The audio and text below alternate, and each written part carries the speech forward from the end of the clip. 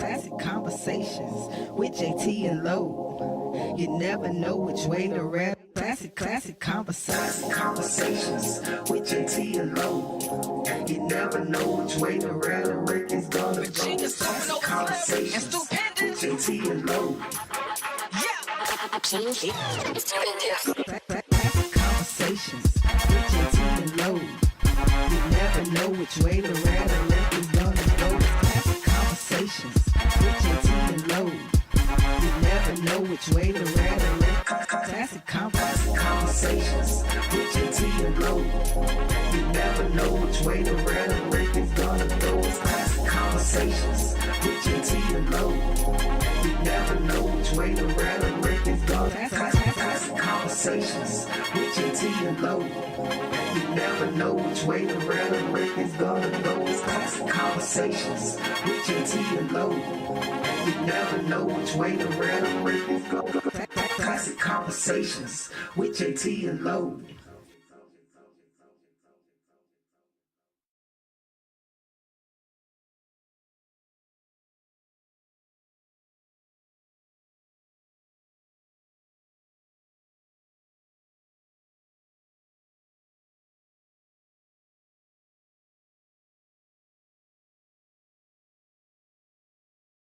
Classic Conversations with Jae Tea and Lo. You never know which way to rap. Classic Conversations with Jae Tea and Lo.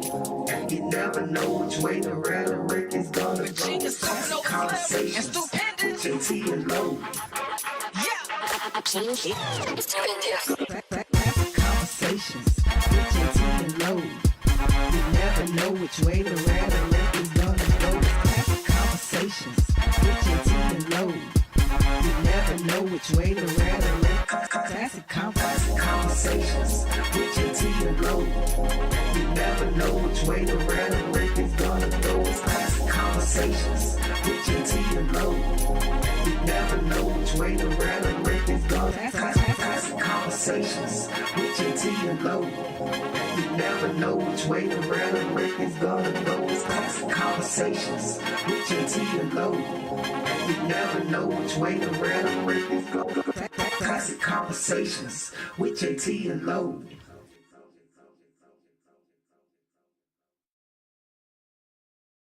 Classic Conversations with Jae Tea and Lo. You never know which way to rap. Classic Conversations with Jae Tea and Lo. You never know which way to rap. The record's gonna go. Classic Conversations with Jae Tea and Lo. Classic Conversations with Jae Tea and Lo. You never know which way to rap. The record's gonna go. Classic Conversations with Jae Tea and Lo. You never know which way to rap. Classic Conversations with Jae Tea and Lo. You never know which way to rap. The record's gonna go. Classic Conversations with Jae Tea and Lo. You never know which way to rap. The record's gonna go. Classic Conversations with Jae Tea and Lo. You never know which way to rap. The record's gonna go. Classic Conversations with Jae Tea and Lo. You never know which way to rap. The record's gonna go. Classic Conversations with Jae Tea and Lo.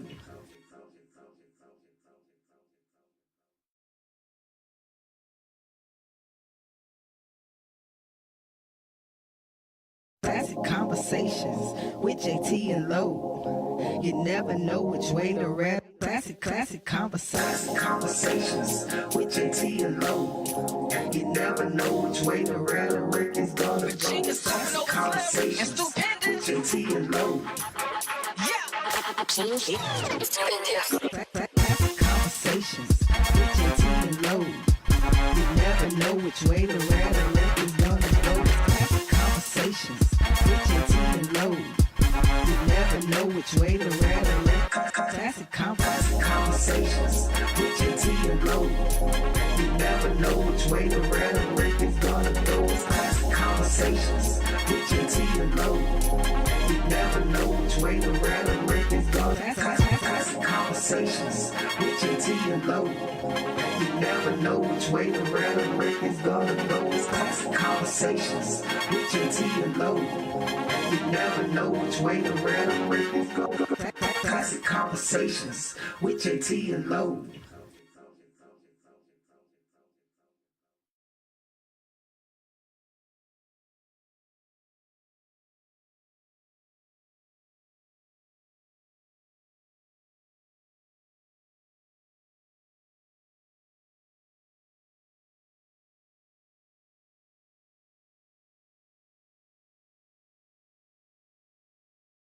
Classic Conversations with Jae Tea and Lo. You never know which way to rap. Classic conversations with Jae Tea and Lo.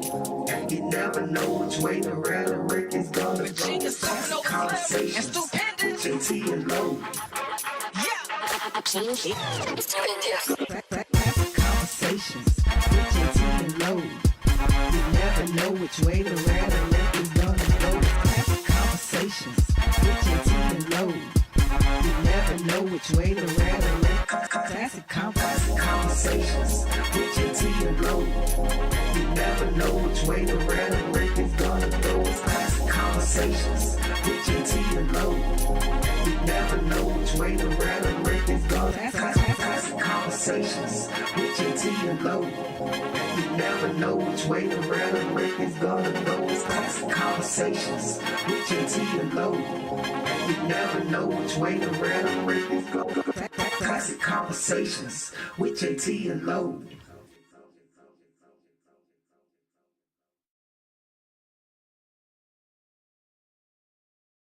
Classic conversations with Jae Tea and Lo.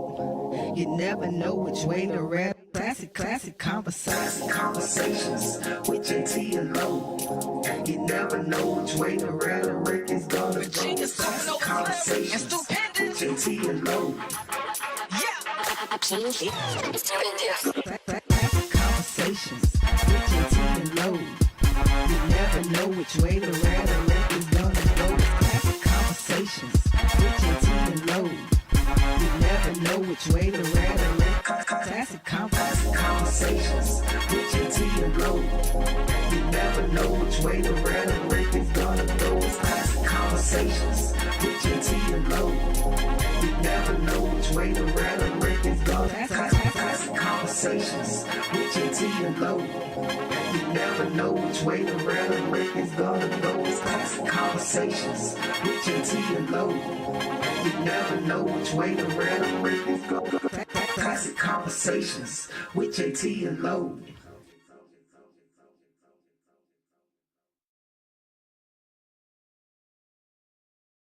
Classic conversations with Jae Tea and Lo. You never know which way to rap. Classic conversations with Jae Tea and Lo.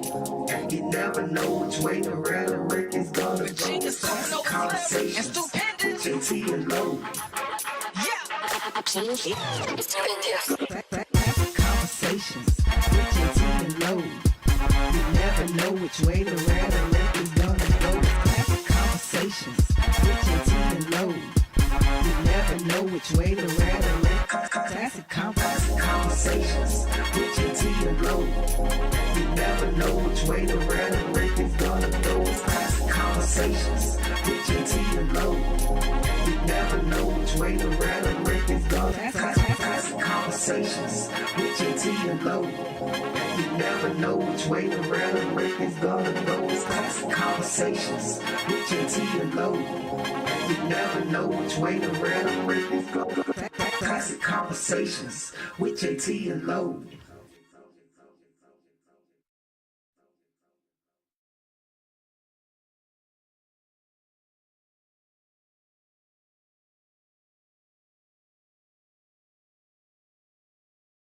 Classic conversations with Jae Tea and Lo. You never know which way to rap. Classic conversations with Jae Tea and Lo.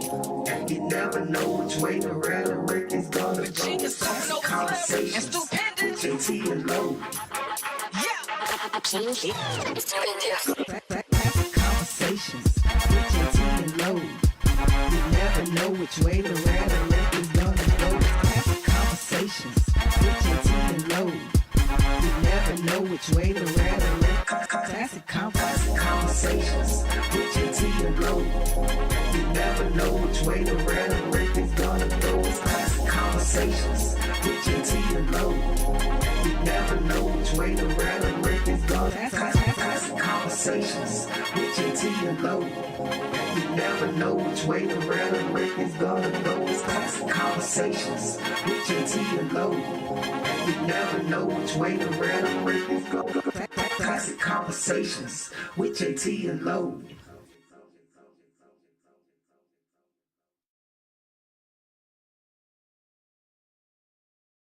Classic conversations with Jae Tea and Lo.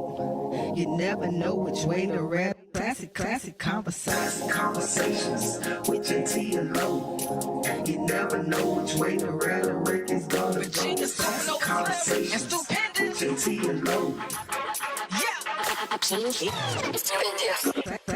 conversations with Jae Tea and Lo. You never know which way the rhetoric is gonna go. Classic conversations with Jae Tea and Lo. You never know which way the rhetoric. Classic conversations with Jae Tea and Lo. You never know which way the rhetoric is gonna go. Classic conversations with Jae Tea and Lo. You never know which way the rhetoric is gonna. Classic conversations with Jae Tea and Lo. You never know which way the rhetoric is gonna go. Classic conversations with Jae Tea and Lo. You never know which way the rhetoric is gonna go. Classic conversations with Jae Tea and Lo.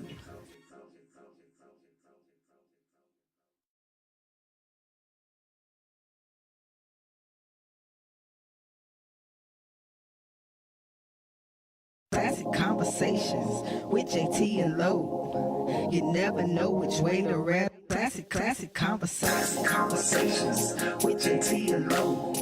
You never know which way the rhetoric is gonna go. Classic conversations with Jae Tea and Lo.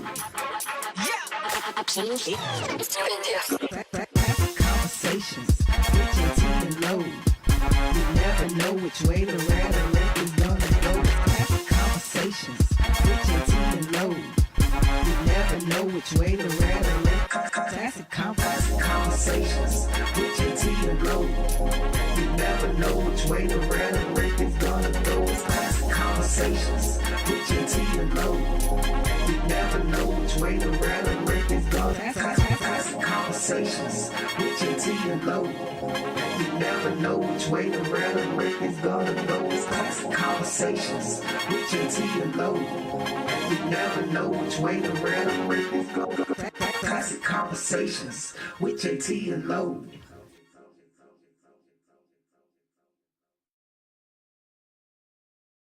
Classic conversations with Jae Tea and Lo. You never know which way the rap. Classic conversations with Jae Tea and Lo. You never know which way the rhetoric is gonna go. Classic conversations with Jae Tea and Lo. Classic conversations with Jae Tea and Lo. You never know which way the rhetoric is gonna go. Classic conversations with Jae Tea and Lo. You never know which way the rhetoric. Classic conversations with Jae Tea and Lo. You never know which way the rhetoric is gonna go. Classic conversations with Jae Tea and Lo. You never know which way the rhetoric is gonna. Classic conversations with Jae Tea and Lo. You never know which way the rhetoric is gonna go. Classic conversations with Jae Tea and Lo. You never know which way the rhetoric is gonna go. Classic conversations with Jae Tea and Lo.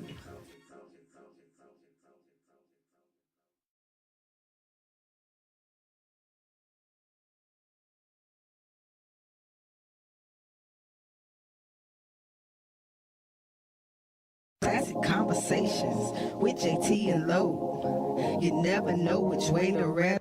Classic conversations with Jae Tea and Lo. You never know which way the rhetoric is gonna go. Classic conversations with Jae Tea and Lo. Classic Conversations with Jae Tea and Lo. You never know which way the rhetoric is gonna go. Classic Conversations with Jae Tea and Lo. You never know which way the rhetoric. Classic Conversations with Jae Tea and Lo. You never know which way the rhetoric is gonna go. Classic Conversations with Jae Tea and Lo. You never know which way the rhetoric is gonna go. Classic Conversations with Jae Tea and Lo. You never know which way the rhetoric is gonna go. It's Classic Conversations with Jae Tea and Lo. You never know which way the rhetoric is gonna go. Classic Conversations with Jae Tea and Lo.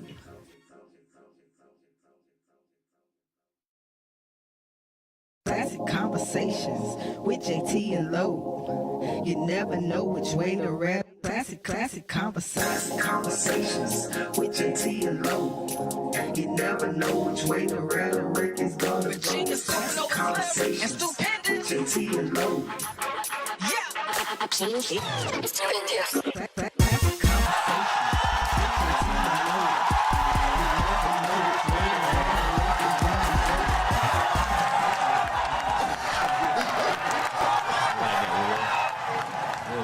Mic check, mic check. What's going on, people? What's happening? Y'all know what time it is. It is 8:30-ish.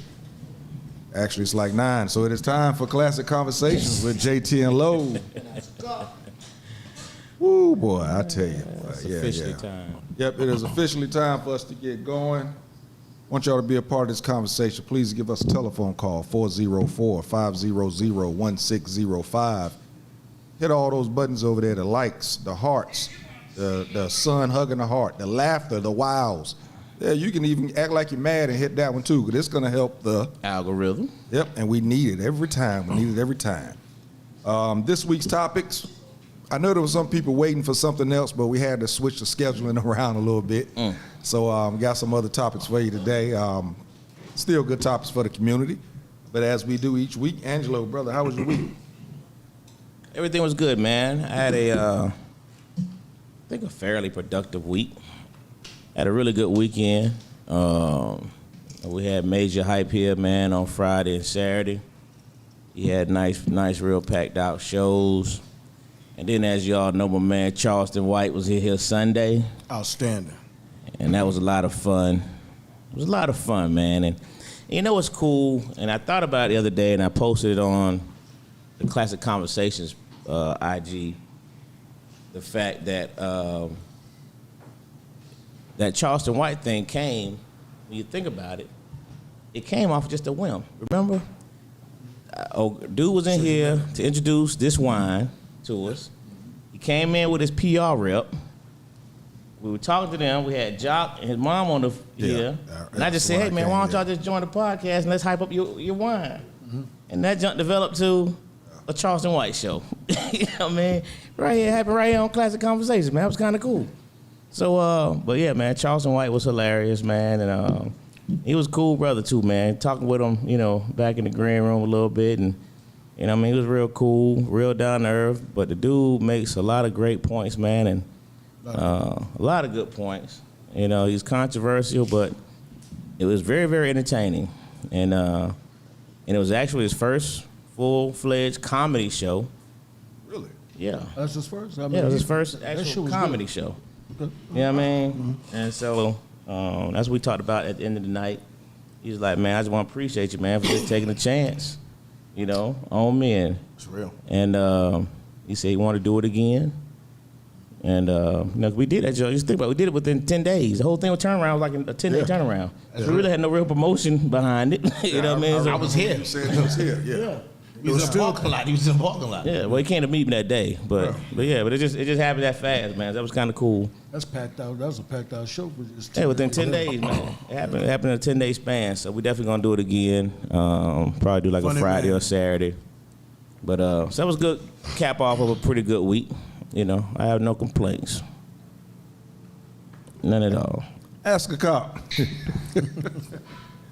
I had a very good week. Very good week. I'll just leave it at that. And Sunday was good because I came through. Summer Boy Low. Charleston White is a funny guy. Next time it comes, you got to check it out. And I don't see him as controversial. He's only controversial if you're closed-minded and stuck in that infected mentality. I mean, he was really open, and it was good to see somebody that grew up where he could have been an infected and chose the light. Well, yeah, he was, and he chose the light because, like I said, all an infected is an ignorant person that hasn't been educated.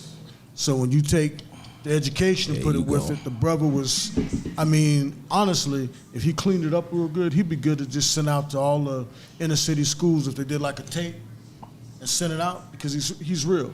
From top to bottom, he's real. I really enjoyed that. Well, he goes to the schools, though. He spends a lot of time in the schools. He hit like 9 schools while he was here. Okay. I mean, that's what he does, yeah. I didn't hear when that he say he's an activist, he means it full-fledged. Yeah, they had a real tour while he was here of different schools and whatnot. That's a cool brother. See, and I didn't even know that aspect of him. I just thought he was a funny guy. But like when he talked, he's real, you know. Come on this side, Oh Chris. man, I wanted to make the show, but my week was crazy. Birthday weekend, I guess so. It was the birthday week. No week started Birthday yet. week. Yeah, that's birthday week. It started here last Tuesday, and it went through Sunday morning. I mean, seriously, it every day I had multiple cigars and multiple drinks. Tuesday, Wednesday, the actual birthday on Thursday, Friday, and Saturday.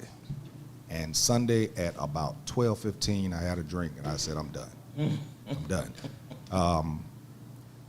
It was dope, though. It was dope. Had a great time. Shout out to my wife. She threw a hell of a party again. She do it big every time. Everybody that came through, appreciate the love. Got many gifts, cigars, all types of liquor. Yo, man, Japanese whiskey, bro. Telling you. Yeah. Yes. My neighbor brought some Japanese whiskey over to me Friday night. Changed my whole night. I was gonna chill that night. Ended up going out because Japanese whiskey just wouldn't let me sit still. Major dude.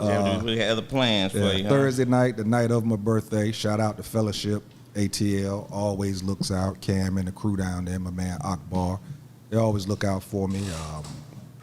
You know, fed me, got me plenty of drinks. Hell, that's right, actually gave me a nice Cohiba cigar that was really nice. Got to change my budget for my cigars. I got to add that Cohiba in there. But yeah, it was a dope week, man. It was pretty cool. It was pretty cool. Yeah, so I'm actually still. Wasn't supposed to smoke yesterday, but again, my neighbors, man, telling you, find you some good neighbors, but be careful with the neighbors that you get, because I got 2 of them on each side. One of them like whiskey, the other one like cognac. The one that likes cognac likes cigars also. And it just keeps happening in the backyard. It just keeps happening. Happening. Yeah, it just keeps happening, man. I had not planned on it yesterday, but they got me. So yeah, my week was great, man. I'm not complaining. I'm 55. I'm not slowing down. I'm just gonna get a ticket, keep it moving. That's what I'm doing. That's what I'm doing, brother. Sugar Sean, man. Now don't go too deep. We'll let you do that at the end of the show. I don't even begin to say nothing. These are How my was your week, homies, man. We know you're outside, but we'll do that at We the end. outside. So, go ahead. Hey, listen, my week was pretty dope. My week started out rough because I started a new show and it was kind of a very interesting setup, you know, but it was cool. You know, we're going to get it going. But my daughter was doing her soccer thing, the little 7-year-old. So, you know, the Raleigh household team, Raleigh, we breed nothing but athletes. They on their way, right? So she did her thing. She was running through. I said, all right, I got another one. That's how I know if you're ready for sports. If, you know, you get knocked down and you get back up and you just keep playing. So we got another one. And that's pretty much it. And my wife, you know, she went out of town. So it's daddy duties for the week. And you really realize how much your wife does when she ain't there. You know, like, man, I was running today. I was like, you know what? Yeah, you do need help because I'm thinking it ain't nothing. But man, I was running the whole day. Yeah, I've been running the whole day. But it's all love. But I had a good time. So that's my weekend, huh? Yeah, hey, Krista, come on. Turn that way for a second. Put your cigarette in your other hand. See, this is what I'm saying. That's what I tell y'all people about cigars and cigarettes. The cigar was not bothering her, but the cigarette was. So going up there and say, hey y'all, real quick, I'm Christy, you know, always here at the show, you know, go ahead. Hey, I'm Christy That, by demand, Yeah. popular opinion. I know Yeah. you guys missed me, and I'm gonna share some really awesome, fun stuff with you guys. I stand-up comedian, author, educator, motivational speaker, inventor, creator. You know, I do all that shit, and I can't wait to get into it. Okay, so now I'm gonna get her moved over there. Wow. Yeah. Take over, Angel. Non-smoking side of the room. She know me. She knows she missed me anyway. Come on. Yeah, that's what it is. That's what it is.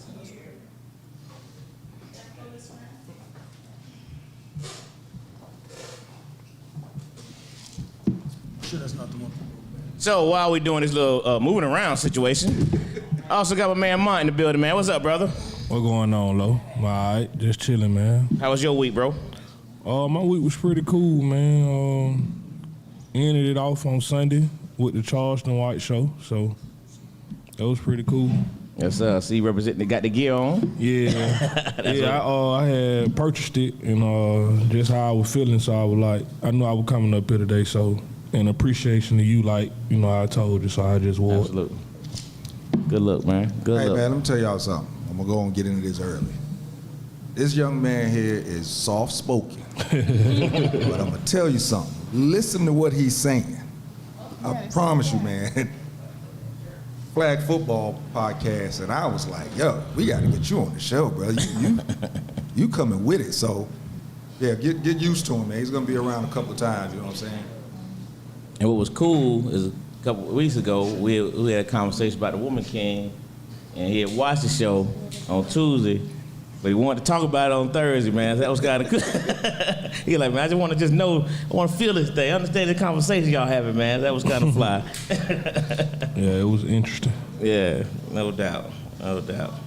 And before we get into this topic, man, I meant to say this about my week. I went through each night. Wednesday night, notice I didn't say that I went out or anything, but I still had multiple cigars, multiple drinks.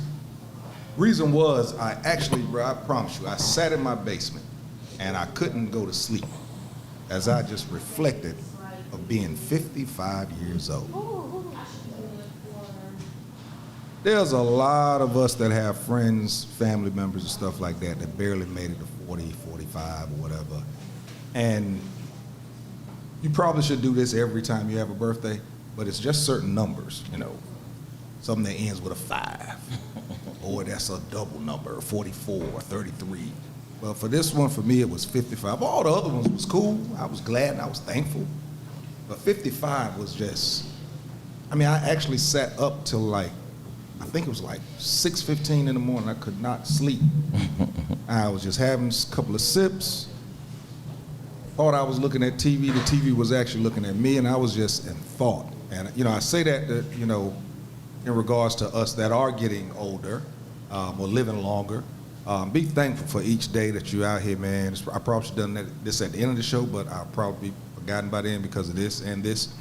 So, you know, be thankful for, you know, for what you're going through, because everything that you're going through is just going to make a better you the next day. So, and stop complaining and just start smiling and living.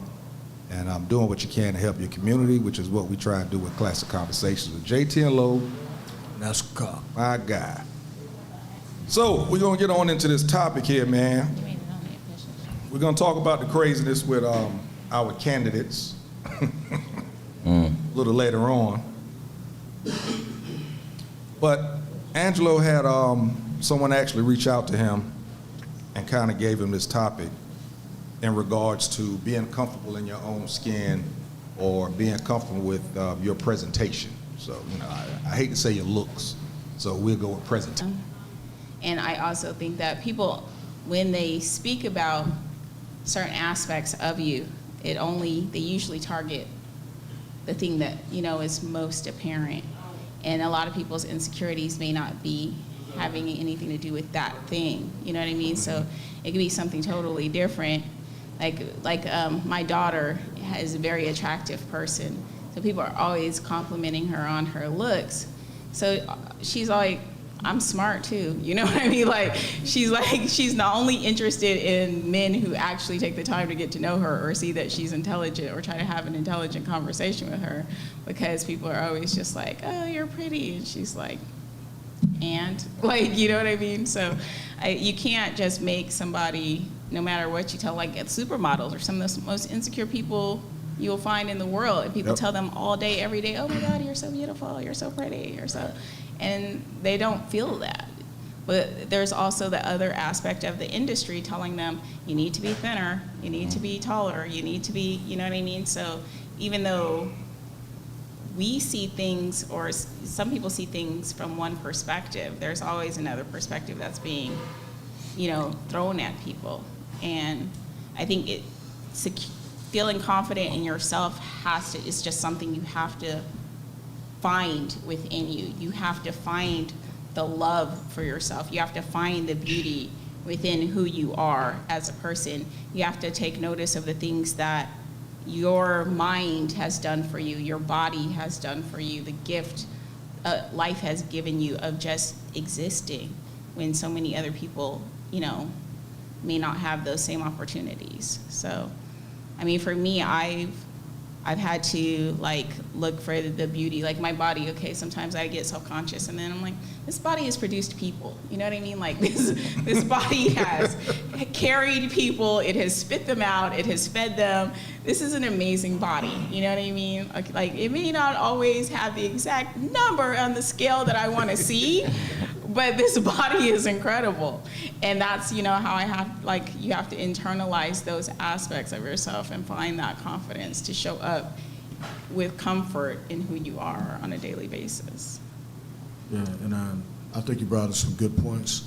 And one of them I would touch on, I think in our community, what happens a lot of times, although insecurities are born from things that happen to you, I think a lot of times in our community it's because people aren't allowed to develop Normally? Yeah, just the normal everyday things that can't happen. I think a lot of times, it's like you can come in and you say, what's up to some brothers? And they can look right at you, and it's almost like they want to speak, but then they stop short. And I think that so many of us walk around trying to be hard or be that motherfucker, out mean the other guy, that you lose that part of basic communication that some other races have, or people that aren't raised in a certain area might have. Because I know I went to school, by being an Army grad, traveling all over, I had from all black high school to 50-50 to Lily White. And you just see the difference. And I think a lot of times we're stuck in the area because maybe, it's like it used to be Decatur where it's greater. And it's a big difference from 80s and early 90s Decatur to the Decatur now. Yeah. And so if you look at the kids that are produced now and the ones that were produced yesterday, hell, half the AU Center was the DeKalb County Schools just about.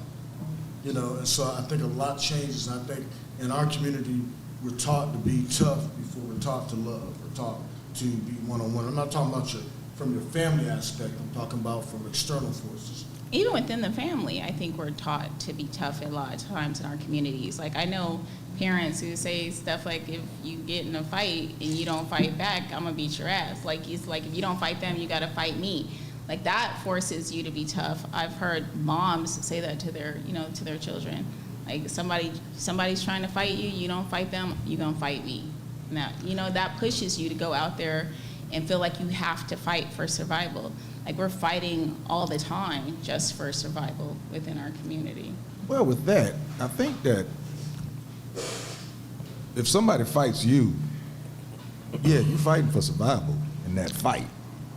But I don't think it teaches you to go out and just be mean, because not at all, or be hard, because that's right. That's one thing if you're going out and just slapping the hell out of people. That's something different. But if you're teaching someone to fight back, I don't think that's teaching someone to be hard or be mean.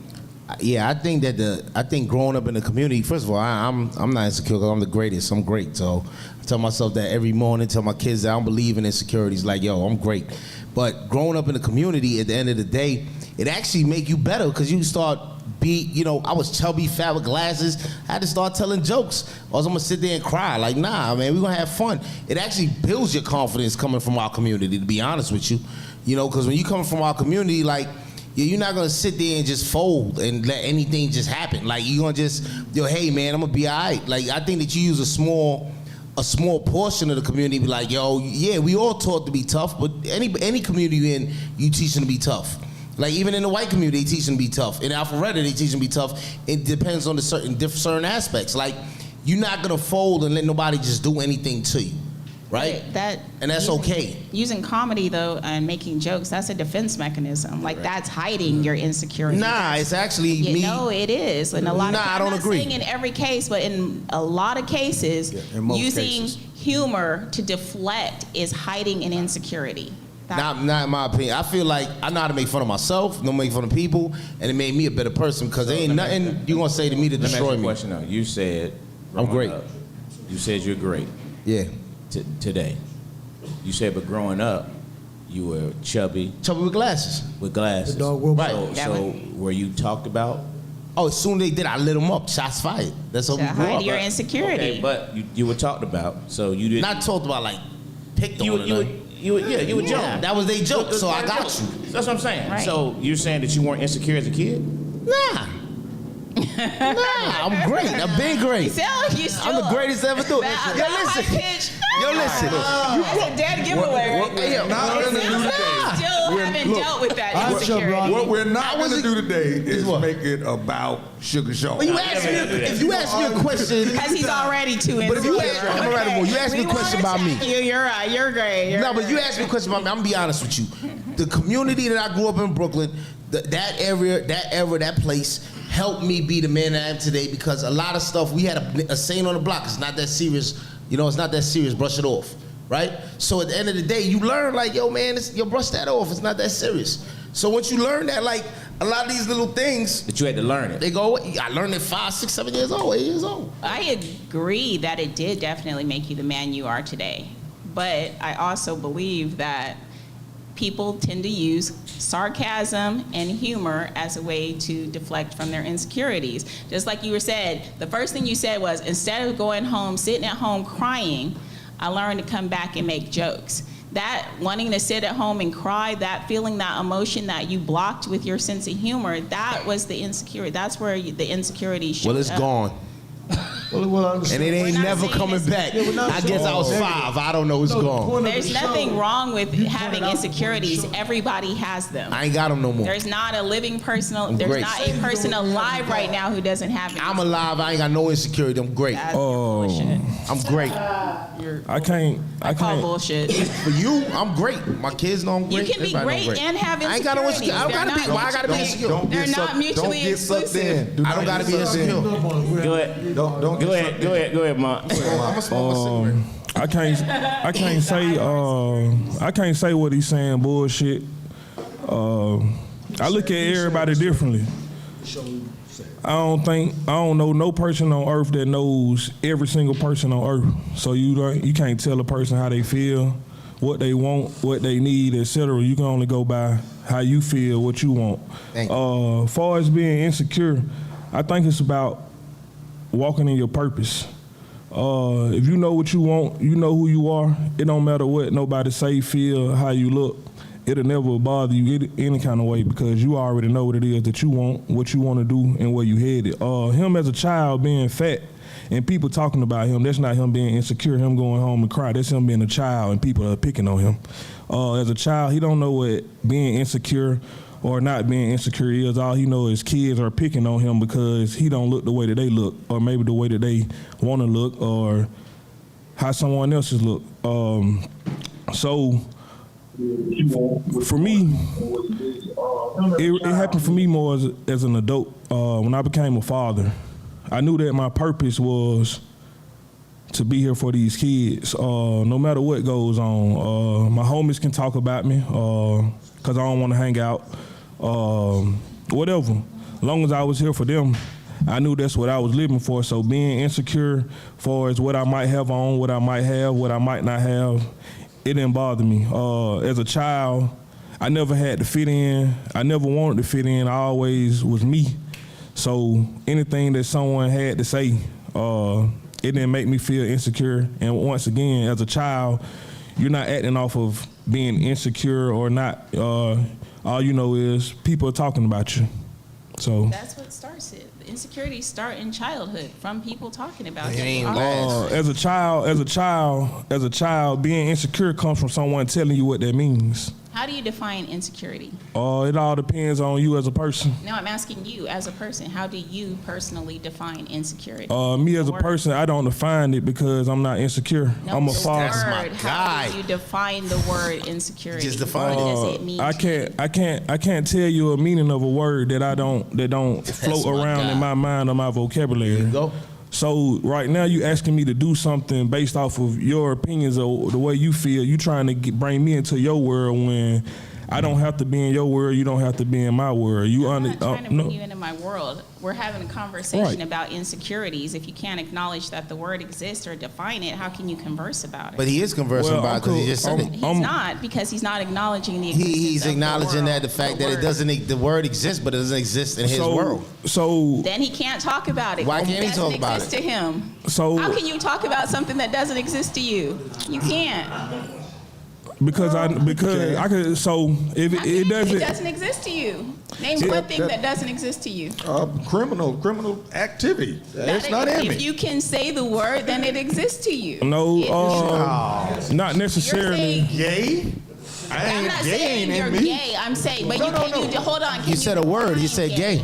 Well, yeah, I could, but what he's saying is It's that right. because it's not in his I in didn't his ask world, him if it's in his world. But I I'm asked trying him to to tell give you a what he's saying definition. because See, but of it. I see where this is make him going. know what he's saying. But I'm saying give a definition of it. And If he's you told can you say that the he word, doesn't have a definition because it then doesn't he can't exist. talk about it. Yes, he can. That's what you're I saying. can speak on it. Okay. How can you speak on something you don't even know what Because it means? a lot of things that people speak on is done through research. So me not having the word insecurity in my vocabulary don't mean I don't know what the word means. That's what I asked you. What does the word mean? No, you said, what does the word mean to him?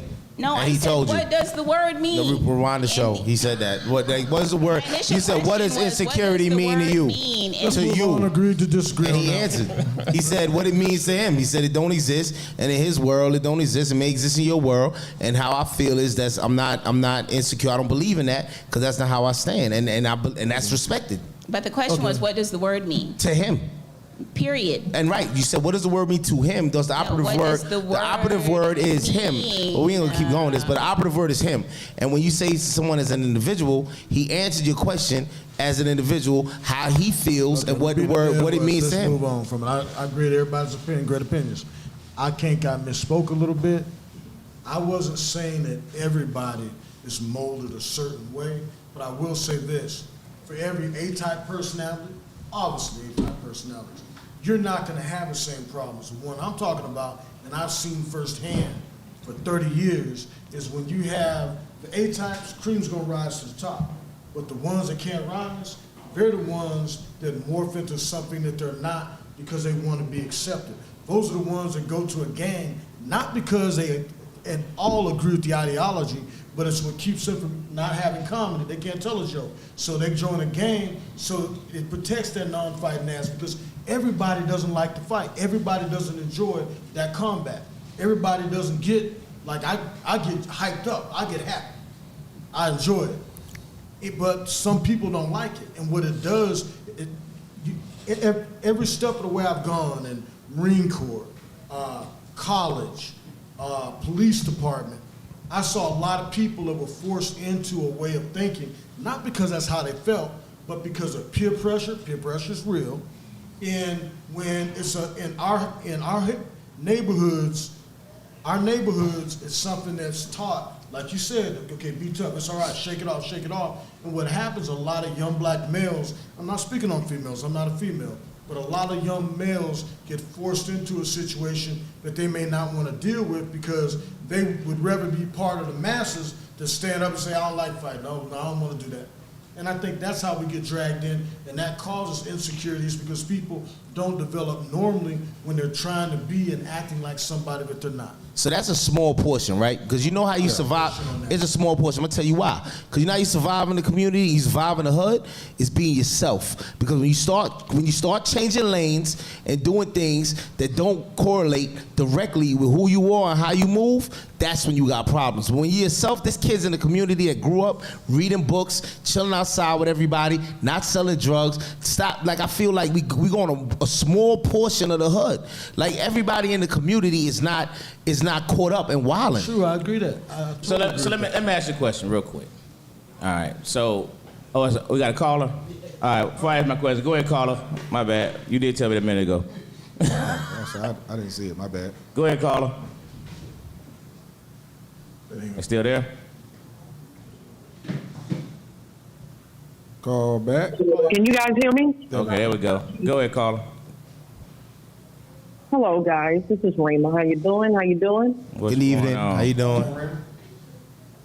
I'm doing okay. I just want to speak from 2 points of views. First, I will say I'm certainly secure with myself, but I want to ask a cop to understand that I'm also just as secure with handcuffs. I want him to know that specifically. Oh, handcuffs. Said he don't like handcuffs. I love handcuffs. And shout out to Brooklyn, She's secure. West Avenue over here. I hate Become a handcuffs. casualty. Handcuffs are horrible. What I wanted to say is, if you're fortunate, your parents will do a great job of molding you in a certain way. I'm secure with myself because my parents did a great job as far as helping me understand who I am and my purpose, as well as variables that I can and cannot control. And then when I got into playing basketball, you have to tune out the outside noise just to perform in a game. But I think what ends up happening is people don't get that as a child. I'm talking about starting as a baby, you know, just being picked up and coddled and loved and kissed and doted on. My parents convinced me early on that I was the best basketball player in the world. And so as a child, that's easy to buy into and believe. But also they taught me that there's also somebody better, but it doesn't take away from my abilities. And at a mental health level, and being a mental health professional, you're fortunate if you get to a point in life where you are secure, because there are a lot of people that don't ever get there. They don't ever get there. They're constantly, we look at the Jacksons, they were never secure with themselves. They want to be lighter, they want a different nose, and all of those kinds of things. So if you can look in the mirror and accept yourself for who you are and how you are, that is actualizing as a person. You can get to that point. And so the gentleman there, if you all are at that point in your life where you're secure, no matter how you got there, then kudos to you guys, because that's important that you do that. You know, I don't believe in trying to force someone to Thank you. my way of thinking and things of that nature. Thank you. You know, but for me personally, I like my presentation. Those of you all that know me, you know I really don't care about it. I just care about people that I care about. And I will be a little more receptive to what they may have to say to me. But if I don't know you, that type of thing, I can't get all into that, because I'll be constantly changing. Exactly. And so that's what I wanted to say. Appreciate you calling in as always, Rima. You great, Queen. And number one said the S&M hour is after this, just for the record. S&M? S&M? What's S&M? Sex and masturbation. Oh, the hand. Oh. See, look. Wait.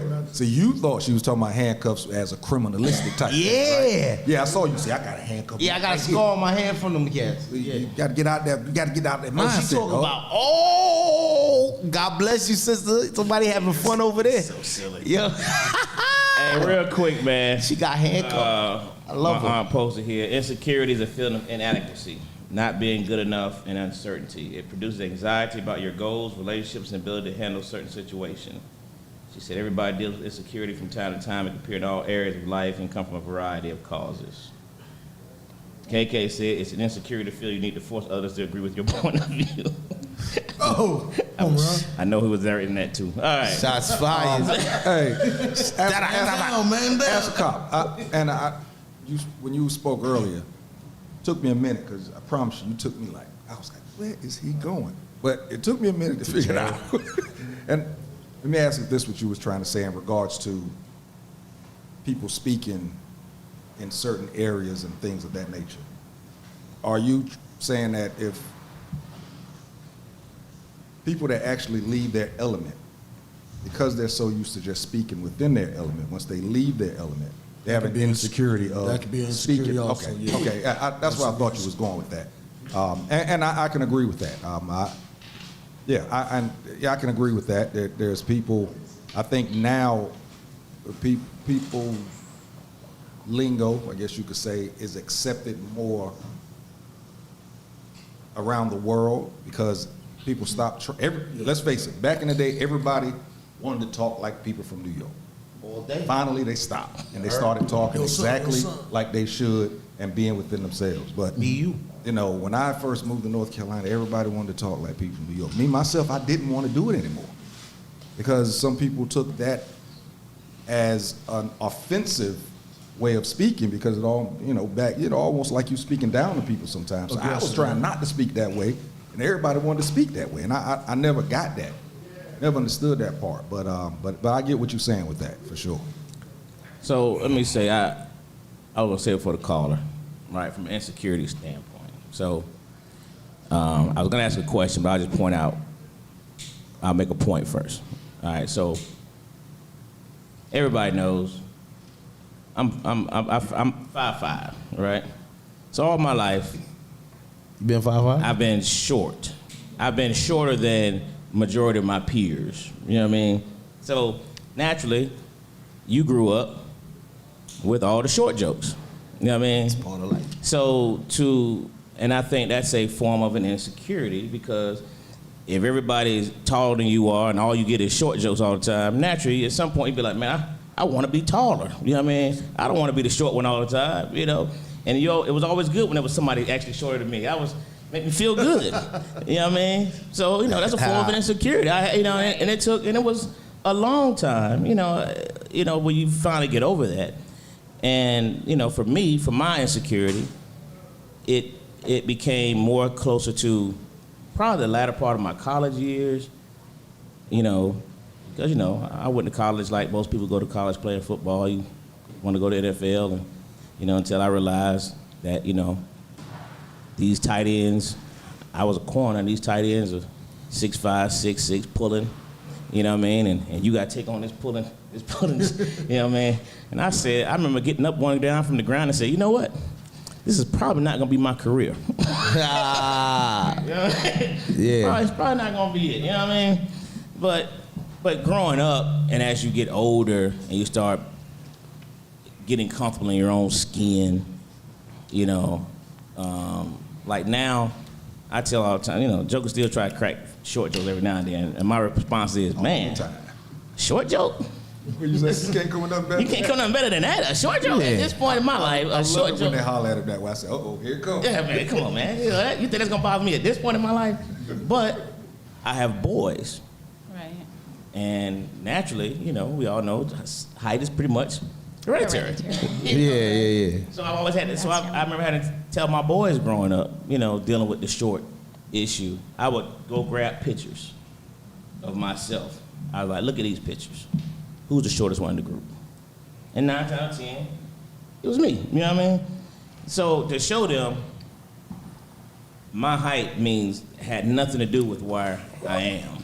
Yes. You know what I'm saying? Yes. It had to do with where I am. So don't you let that get into your head. Yes. To think that's going to be an issue.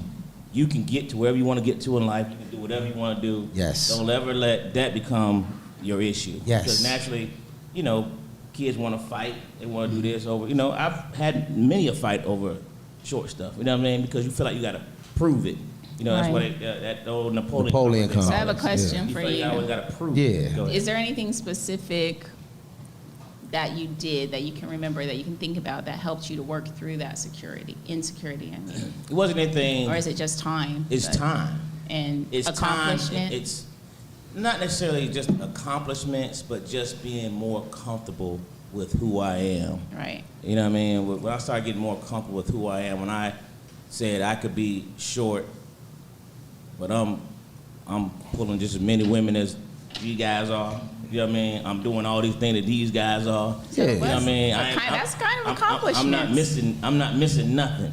What was you in your life at that point when you felt like, okay, I'm good now? It was probably in my early 20s. When I say at what point in your life, meaning like, what were you doing? Did you have a job? Were you making decent money? Did you have kids? That's what I mean when I say. I mean, when I felt really comfortable in my skin, it was close to when I was graduating from college. I did ROTC in college as well. So, you know, I was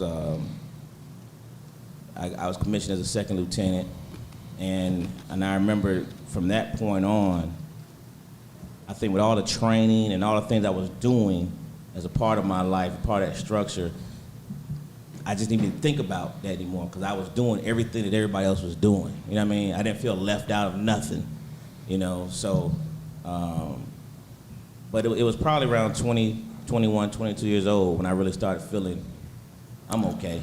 I don't have to worry about that junk. So, you wasn't a kid no more, correct? I wasn't a kid. Right. So, at this point in your life, at that point in your life, you started walking with a purpose. You knew what you wanted. You knew where you was kind of headed. You had a sense of direction. So that leads me back to what I was saying about when you walk with a purpose, you don't have to be insecure about nothing because you know what you want, what you're doing. It's 1,000,000 people in the world. You don't know every 5'5" person in the world. Sure. Not every 5'5" person in the world want to be tall. Not every 5'5" person in the world mad about being 5'5". Right. Not every 5'5" person in the world get picked on about being 5'5". Once again, we all talking about being insecure as a child. You really don't know what insecurity is. All you know is people are picking on you. Sure. Him being fat as a child, insecure would have been him staying in the house, not want to go anywhere because the kids are outside picking on him. He spoke about speaking outside of your element. Insecure would be me not trying to do that because I'm not sure how people would take what I'm saying, if they would pick on me, if they would even receive what it is that I'm saying to them. Right. That would be being insecure. No. Okay, well, we can. It's all an opinion. Go ahead. All I'm saying is you can have insecurities. That doesn't stop you from living. You can work through your insecurities, you can act through your insecurities, you can behave through your insecurities, but a lot of times your actions and behaviors betray your insecurities. They indicate that this is something you feel insecure about. Like I was saying with regard to humor and sarcasm, like people do things to hide their insecurity. They don't necessarily hide themselves in the house or not say anything, but they find ways to cope with it and move forward. It doesn't make the insecurity not exist. It just means that you're trying to hide it from people. I feel like society is pushing insecurities on people, right? I feel like at the end of the day, like I'm a confident guy, right? Oh, you from New York, you gotta calm down, no, I don't gotta do nothing because I believe in myself. I don't have to change nothing because I believe in me. And I know that I'm not out here to hurt nobody. So I feel like my kids, those words don't run in my house. Especially my daughter playing ball. I'm like, yo, listen, yeah, you know, she dressed like a tomboy, all this other stuff. I said, you beautiful, ma. And you gotta believe that within yourself all the time. So I push different types of, positive thinking and belief in oneself. So that when the society wants to give you these insecurities and tell you, you gotta be this way or you wrong for being that way, I tell my kids, fuck that. From my 16-year-old to my 14-year-old, from my 7-year-old. You tell them that based on their response, or you just tell them that in general? Now I tell them on their response, and I tell them in general. So based on their response, so that means they're facing something that you have to respond to. Well, before they even come at me with, I feel a certain way or whatever. No, that's opposite what you just said, though. You said that based on their response. So I'm asking you, so there's something that you have to respond to. Absolutely. Like my son sometimes, his lack of confidence, right? Okay. And I'm like, yo, dog, your last name Riley, we don't do that. And I fixed it. I'm like, yo, we don't care about what nobody think, what nobody say, how nobody feel about you. You gotta believe in yourself. And you gotta believe highly in yourself. And I push that hard with my children because I don't want them in this world letting nobody destroy them. Because that whole insecurity thing, and you got a phone for calling the insecure, fuck all that. I don't believe in all that. Like, I'm not falling no insecurity. Like, yo, I'm good. You gonna have pimples, so what? They gonna go away. You know what I'm saying? You're not gonna walk around feeling like you less of a human being because somebody don't like something about you. I don't believe in that. And I try to do that with my kids. Because that type of stuff, the insecurity stuff, the stuff they pushing on these kids. Let me ask y'all both a question then. So, when you were saying you were chubby, Yeah. you never looked in the mirror and sat and said, man, I wish I wasn't chubby. I said I'm a fly, chubby nigga. Like, I was outside getting girls. Yeah, like that. But see, Hey, listen, I'm going. but see, that's part of the problem with conversating. You asked him a question, he gave you an answer, but you trying to push off the way you might have felt or might feel to say how he feel or felt. I know him. Yeah, that's the only. But even knowing someone, you don't know someone. A person only show you, let you hear, see, or whatever what it is they want you to see. So, and I'm just keep using him for an example because he kind of the only one, other than you was saying the 5'5" thing, but he kind of the only one that kind of gave an example. And what I keep saying is, when we talk, we want people to feel and only look at it the way we feel or see things when it's like, no, not everybody is that way. So when someone tells you something that you don't feel or see, it's like, what? No, that can't be true. But let me ask this question based on that. Mm-hmm. Do you think, and I agree with what you're saying, I don't know everything going on about his mind. Right. But do you think he would have brought up the fact that he was chubby if it wasn't something that actually bothered him as a child? Do you think if that would have been the first thing that came to his mind was, I was a fat and chubby kid. That's the first thing that came to his mind. You don't think that was a reason for that? Well, it was something that he got picked on about. I have a question for you. When someone's lying to you or trying to mislead or deceive you, can you tell? I don't look that deep into it. So, you can't tell? I don't know if I can tell or not tell it because I'm not trying to figure out if you lying or telling me the truth. I'm just listening to what it is you telling me. Okay, so you believe everything people tell you? It's not. I'm asking you, do you believe everything people tell you? It depends on what it is they telling me. Why does it depend if you just accepted it? Because somebody can tell me to go outside right now and Jay-Z want to meet me. Just because I don't go outside don't mean I feel like they lying. I might don't feel like getting up right now.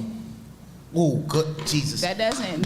See you but again. No, the question is, do you believe everything that they're telling you? No, he didn't answer. He deflected. Right now, what you doing is. I'm asking you a question. All right.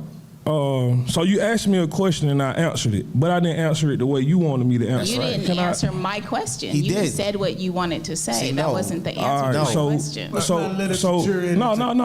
No. We good. I promise you we good. We good. We only having the issue right now because she's listening to me to respond to me. She's not listening to me to understand or even listen to what I'm saying. That's what I teach my kids. This guy. Before I finish even talking, she's saying something. So she don't even know what I'm about to say or not about to say. She just want to talk to get off because she want me to feel how she feel. She asked me a question about do I feel like someone lying? Then she said, do I believe everything? It's not about what I believe or don't believe. If I'm sitting here having a conversation with Lo and he tell me something, it's up to me to where I want to dive that deep in to see if he's lying to me or not lying to me. I don't want to dive that deep. Like I said, if somebody tell me Jay-Z outside right now, he want to talk to me. Just because I don't get up and walk out there to see a Jay-Z out there want to talk to me don't mean I feel like he was lying to me. Ooh. That's true, but that didn't answer my question. I did answer your No, my question.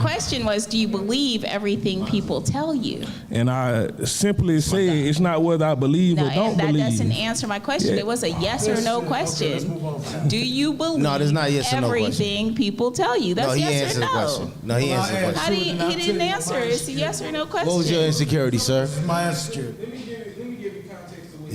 I heard him. I understood him. I asked him a specific question. Do you believe everything people are telling you? He Yeah, did but not answer my At question. this point right now, you're making his point. So move on. Like, go ahead. I'll add this. Hold up. Everybody can't talk at the same time. Somebody asks you a question like, does everybody lie, right? And you might say, no, right? But that's your opinion. He can go right to MJ and say, does everybody lie? And MJ can say, well, it depends on the situation. And then you say, well, it was a yes or no question. For you, it Right. was a yes or no question. For MJ, it can be difficult. because It's still a yes or no question. He said no. He did not say no. Yes, he did say no. Let's just No, put it he in did safe. not. That was his Say answer. He no. said that. Moving Hold on, on. before you go right, let me say something real quick. I'm gonna show you something right now. What the brother said. The brother said, "Yo, no, I'm not gonna sit there and say just because you tell me something that you lying, because I'm not digging that deep into it." The answer was no. What But was the the question, problem was is Sean? that he didn't say it the way that you wanted him to say it. What was the question, Sean? The question was, do you believe that do you feel like you can tell when someone's lying? Right?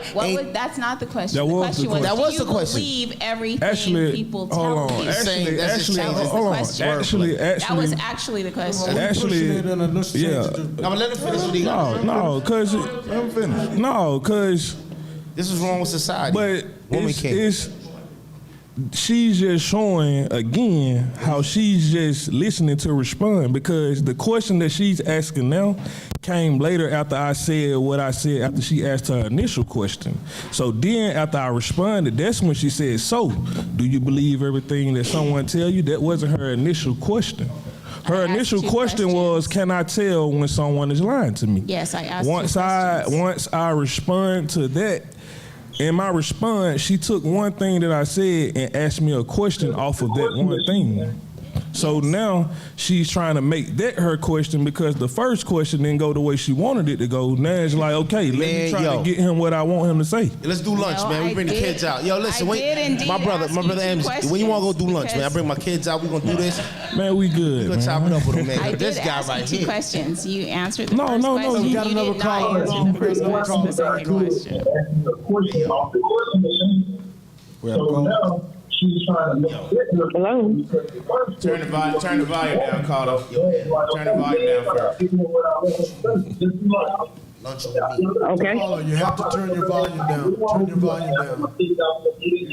We're only hearing feedback. He ain't listening. It's just feedback.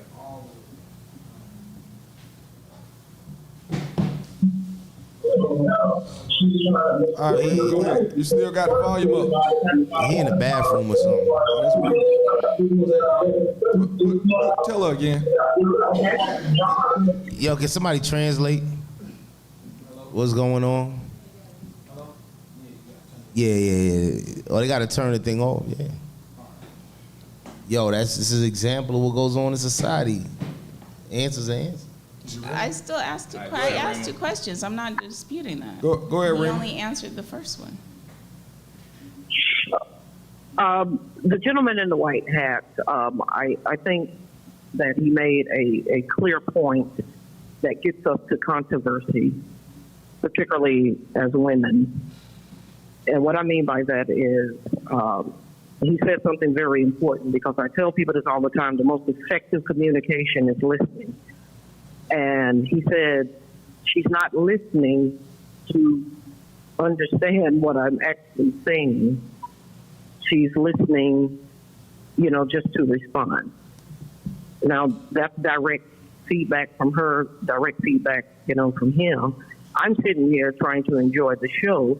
And so what I would like to see happen is for people to just state and agree to disagree and move on, because I think these are excellent topics and I'm ready to get into it. And I need for us to bounce on past this. Can we do that, guys? Message. Said message. And they hung up. Yo, she dropped the mic. So look, well, hold up. He made another point. Angelo is I don't know if yours was an insecurity not being fat with glasses. Is that an insecurity? Nah. I mean, because Angelo was just saying, Ben chubby and called me chubby today. None of us really went there. So, give me one insecurity that you had that you got through. That I had as a child or as an adult, child, any one of any time. I used to be insecure about my name. My middle name is Gaynell, and I was very insecure about it growing up, Gaynell. And then actually when I first started doing stand-up, I only went by Gaynell because I thought, if I'm really horrible at this and somebody puts it online or something, no one's gonna know who I am, because nobody growing up knew what my middle name was. Like, I never told anybody. And so I would go by Gaynell only. And then now I go by Christy Gaynell. It's my stage name. And I'm, 14 years into doing stand-up. So I've gotten comfortable with it. I've gotten, used to it. And some people still, to this day, only call me Gaynell, but I was very insecure about it as a younger person. I was in my 30s before I ever told before I started doing stand-up and using that as my name. So up until 30-something, I was uncomfortable with my own name. I think I had two insecurities growing up. One was being a kid without a father in the house. So I didn't tell nobody my middle name so that I wouldn't have to say Junior at the end. Because if I'm a junior, we're a senior, and it stuck with me for a long time, and it actually pushed me, though, to just be the best that I could be without him being there. So that insecurity actually helped me. This next one, you're gonna laugh at this one. Growing up, I had what they call in the neighborhood good hair.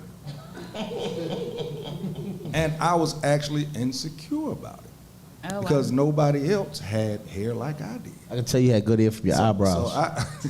So I used to wear hats a lot.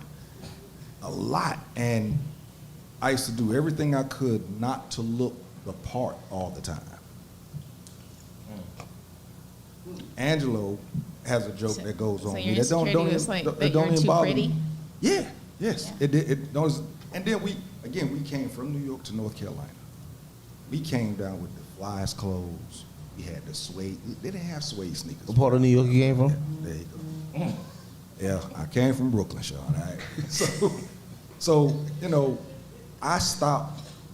We used to go to New York for the summer to give my mother a break. I stopped going because I didn't want that stigma on me. I was actually insecure of it being there because people really didn't want to fuck with you too much, other than family members. They really didn't want to fuck with you too much. And there was a lot of jokes and shit like that came. But again, I grew into it. Angelo will tell you right now, Pretty Ricky is what they call him. I laugh with him. Pretty Ricky. It just doesn't bother me anymore. But that was two of the biggest insecurities I remember as a kid. That's real. It's interesting you say that. My son was in a fight a year and a half ago, and he got scars on his face and like his knees or whatever. And I make a cream that helps get rid of scars and different marks and stuff, right? Huh? And he didn't want to put it on his face because he said girls were telling him he was too pretty. He was like, no, I need this scar. He was like, I get more play with this scar than I did without it. So he said he didn't want, to have like that flawless face. He wanted to look more tough and masculine.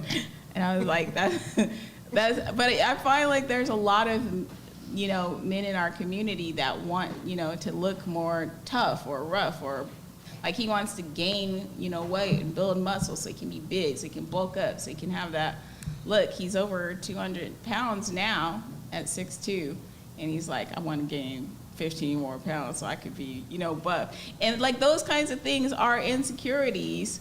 And there's nothing wrong with having insecurities. I feel like there's a stigma attached to the word insecurity that people don't want to acknowledge that they exist. Right. So just like there's a stigma attached to, emotions. Like men are like, I'm not emotional. Men aren't emotional. Women are emotional. What? Men are emotional. Women are emotional. Everybody's emotional. But it's like in certain communities, in certain neighborhoods, it's not looked upon as a strength. It's not seen as something masculine or positive. And so we want to pretend like it doesn't exist. But I think the strength is in admitting it, because in admitting it, you help yourself to overcome it. You can't overcome anything you're not willing to acknowledge. Yeah, but that young man. Rima said there's something that you just said, that she thinks men, not all, typically associate certain words as being weak. So when you were saying that word insecurity, and you just said that, it's something that men think of as being weak. And she said something else, and I'm gonna ask this of everybody else, but first I got to tell you this. Michael Andre said, tell Letharius he ain't all that. He ain't what? Oh, Ladarius. Oh, yeah, that's your name, Ladarius. Ladarius. That's hilarious. But yo, Rima also, she sent me this text. She asked the question. Well, she said, no, tell y'all. So I'm gonna ask you guys this. There's a difference between insecurities and confidence or lack thereof. That's real. That's real. Like the piggyback always said that your son being 6'2", 200 pounds, talking about I want to gain 15 more pounds of muscle. He a man, he an animal in the jungle. He won't protect you. Like it's in our nature, right? So it ain't that he insecure. He like, I just want some more muscles. I want to lift some more weights. I didn't lack any confidence. I was insecure about height. I didn't lack any confidence. Yeah, like I felt I could do whatever anybody could do. You know what I mean? No, he has confidence. I mean, but it stems from I think a childhood insecurity of not being strong enough. He wanted to get stronger, and then he growing into a man. You're right, Sean. Of course, you're so right. But he is. He's growing into being a man. I mean, I'll say this. I think he's growing into being a as man. He's not allowed to have insecurity. It's not about not being a no. That's playing double back on what I'm saying. I'm saying he's a young man growing into being a man. Like my son's 16. He lifting. They want to lift weights. They want to get strong. We those animals in the jungle, and it's okay. So do you not believe in insecurities though? I understand you don't have them, but do you feel like they're a weakness? Yeah, it's a crutch, because if you're gonna sit there, it's a crutch. If you're gonna sit there and be like, I'm insecure because I got freckles or I'm this. Why you gotta be like that? Because I gotta get my point across, because sometimes I'll be on something else. But for real talk. People not sitting back dude, I'll and tell you doing my it. But some people, but the way, Soft voice. yeah, insecure. Like if you hold on to that right in your life and go through life worrying about all that, you done. But you do believe. But it's not a I call worry. bullshit. It make you stronger when you turn around and say, man, yo, listen, I'm better than that. Because you got to be able to do that. And that's what the community teach you. You say you had good hair. Yeah, we had jokes. We like, yo, you got Indian in your family? You heard that before, right? And you messing around. After a while, you be like, man, I don't hear shit. Yeah, you got nigga naps. Or you playing around. Like, that's what the community do to you. So that's why I feel like more of us in the community, in those communities, like the black communities, growing up, coming around, it helps you become stronger. Because after a while, like, yo, you 5'5", but you talking about a small person. Hold on. You can't say it helps you become stronger, but then consider it a weakness. It can't be the same thing. No, it's a weakness until you become strong. No, But it doesn't help everybody become But stronger. that's the weak. All insecurities That's the aren't thing. bad. I'll tell you That's what the my weak. So what you're saying is, Yeah. Let's hear it. You gonna jump off a bridge? First of all, I'll say this, is we're trying to define what insecurity is as adults. When children have them, they have them. They don't know the definition, but they have certain blocks. Because you pushing it on them. No, it's not pushing on them. What mine was, you can't tell now because I've gone to speech impediment classes, but I studied. And I went to a school called Applewild in Massachusetts, shout out. It cost a lot of money for my parents to send me to that school, but you know why they had to do it? I was on the base school, and you used to have that book, See Cat Run, Cat Red, and all that shit. Well, I went, and a kid laughed in class and made fun of me because the teacher used to go up and down the road. First day, it made me feel bad. Second day, that white boy did the same shit. I got up and beat his fucking ass. So it made you stronger. No, but I say this. That's what I did. Because you see No, I violence just as tell you what I strength. did, and that was a mix. No, this is It what made happened. you stronger. Violence is Let not me always finish the story. strength. This Huh? is what happened. Because he a man. Wait a minute. So Hold that's on. what Let happened. him finish. I have an ultra aggressive personality, not because I wanted it, but it was forced on me because my insecurity. I hate to be fucked with. But this is what happened from that. I got in so many fights at Hilltop Elementary, which was a base school, at Fort Devens. I had to go to Holy Family. When I walked in Holy Family, there was 3 raisins and the whole bowl of milk. No, 4. There was me, my sister, a little black guy in my class, and an older senior. And I noticed how we were being treated. It was my first time being there, but I grew up all over the world, so I'm not intimidated by white people. But for the first time, I rode the bus home and I was called a nigger. Boss was a whole different color. And I had never been called that, so I told my dad. And you know what my dad did? He said, beat that motherfucker's ass. So I beat his ass the next day in school. But I say that to say that it worked for me because I was good at sports and I could fight. I took Taekwondo when I was at Table American overseas. So I can fight. But what ends up happening, I saw all the other black kids at that school. I saw the kid that was in the grade with me that was shy, would just went into a shell because he wasn't a fighter. He was a little chubby kid, couldn't fight, and went into a shell. So I could see that kid never truly enjoyed school because he was pushed into a shell. Then the older girl, she was whiter than the whitest kid in there, and she was black as the face of my phone. And she totally just said, well, I'm gonna be as white as I can be, and in that way they're gonna love me. And I was always me, but I know how it shaped me because from that point on, I was almost hyper aggressive. And then when I went down to Fort Rucker, my dad was in the helicopter base Fort Rucker, and he was an officer, so lived in base housing, and then we moved off base, and I was out amongst the Daleville community. Daleville, Alabama. Straight country rednecks. So I noticed how I was used to black people, and I had never been introduced to poor Southern blacks to the point where people would call white people boss in town, or they wouldn't even, the white kids would make a crack and they wouldn't say anything. First week, 3 fights. I think the only thing that saved me in that school, I could run.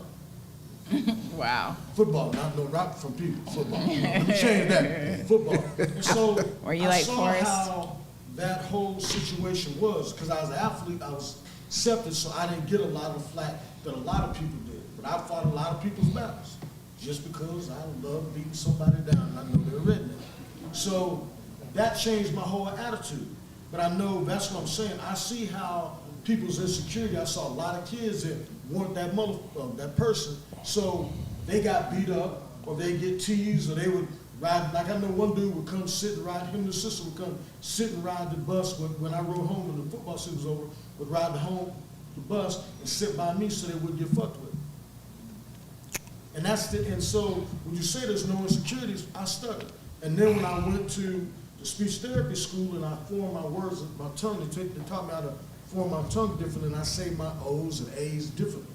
But I stutter. And when I get upset, typically when people hear me stutter on the streets, watch out. Hey, real So- so. You know what? You know the punchline on that one. It's But- funny you said that because I had a conversation today with my mom and my aunt and my cousin, and we were talking about crying.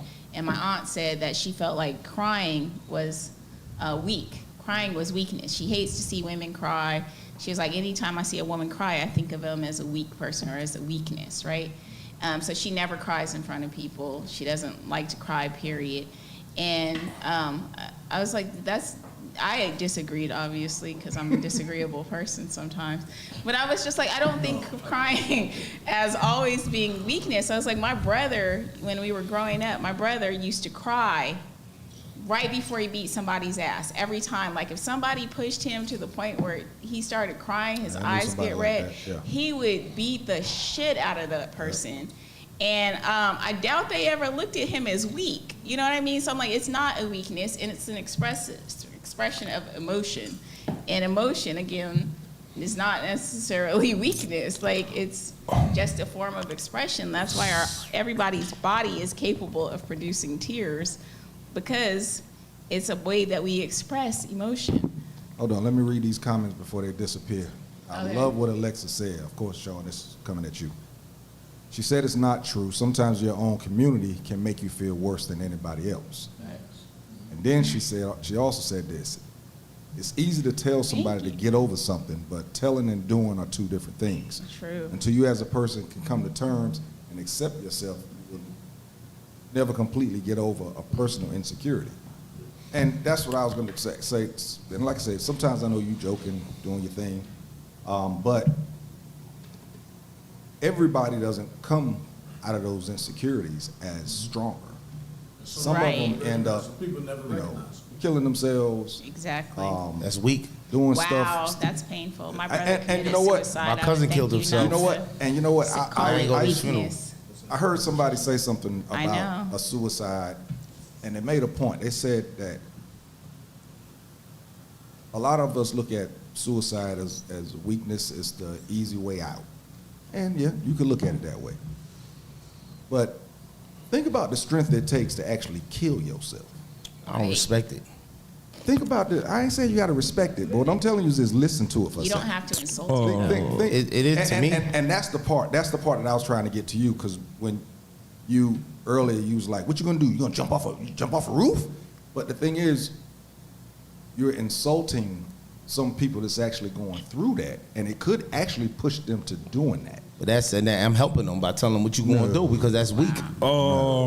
No. That's how I feel. It's rampant in our community. It's fake bullshit. Nah, it's not fake. Machismo. Nah, it ain't We force machismo. That's in our weak. No, we force it That's your in our opinion. community. Latins do it in their community. And you get to the point, I can throw hands at anybody. I can fight. You witnessed. I would beat ass all day. You gonna jump off a But bridge? That was for force and pushed into a situation. What I'm saying is you got a lot of people, and I see it on the streets. You know how many people I've locked up over the years, and I see people that when it's like, okay, square up, let's go to Red Dog. We used to drop our gear, and if you whoop the Red Dog's ass, you could go free. And that was part of it.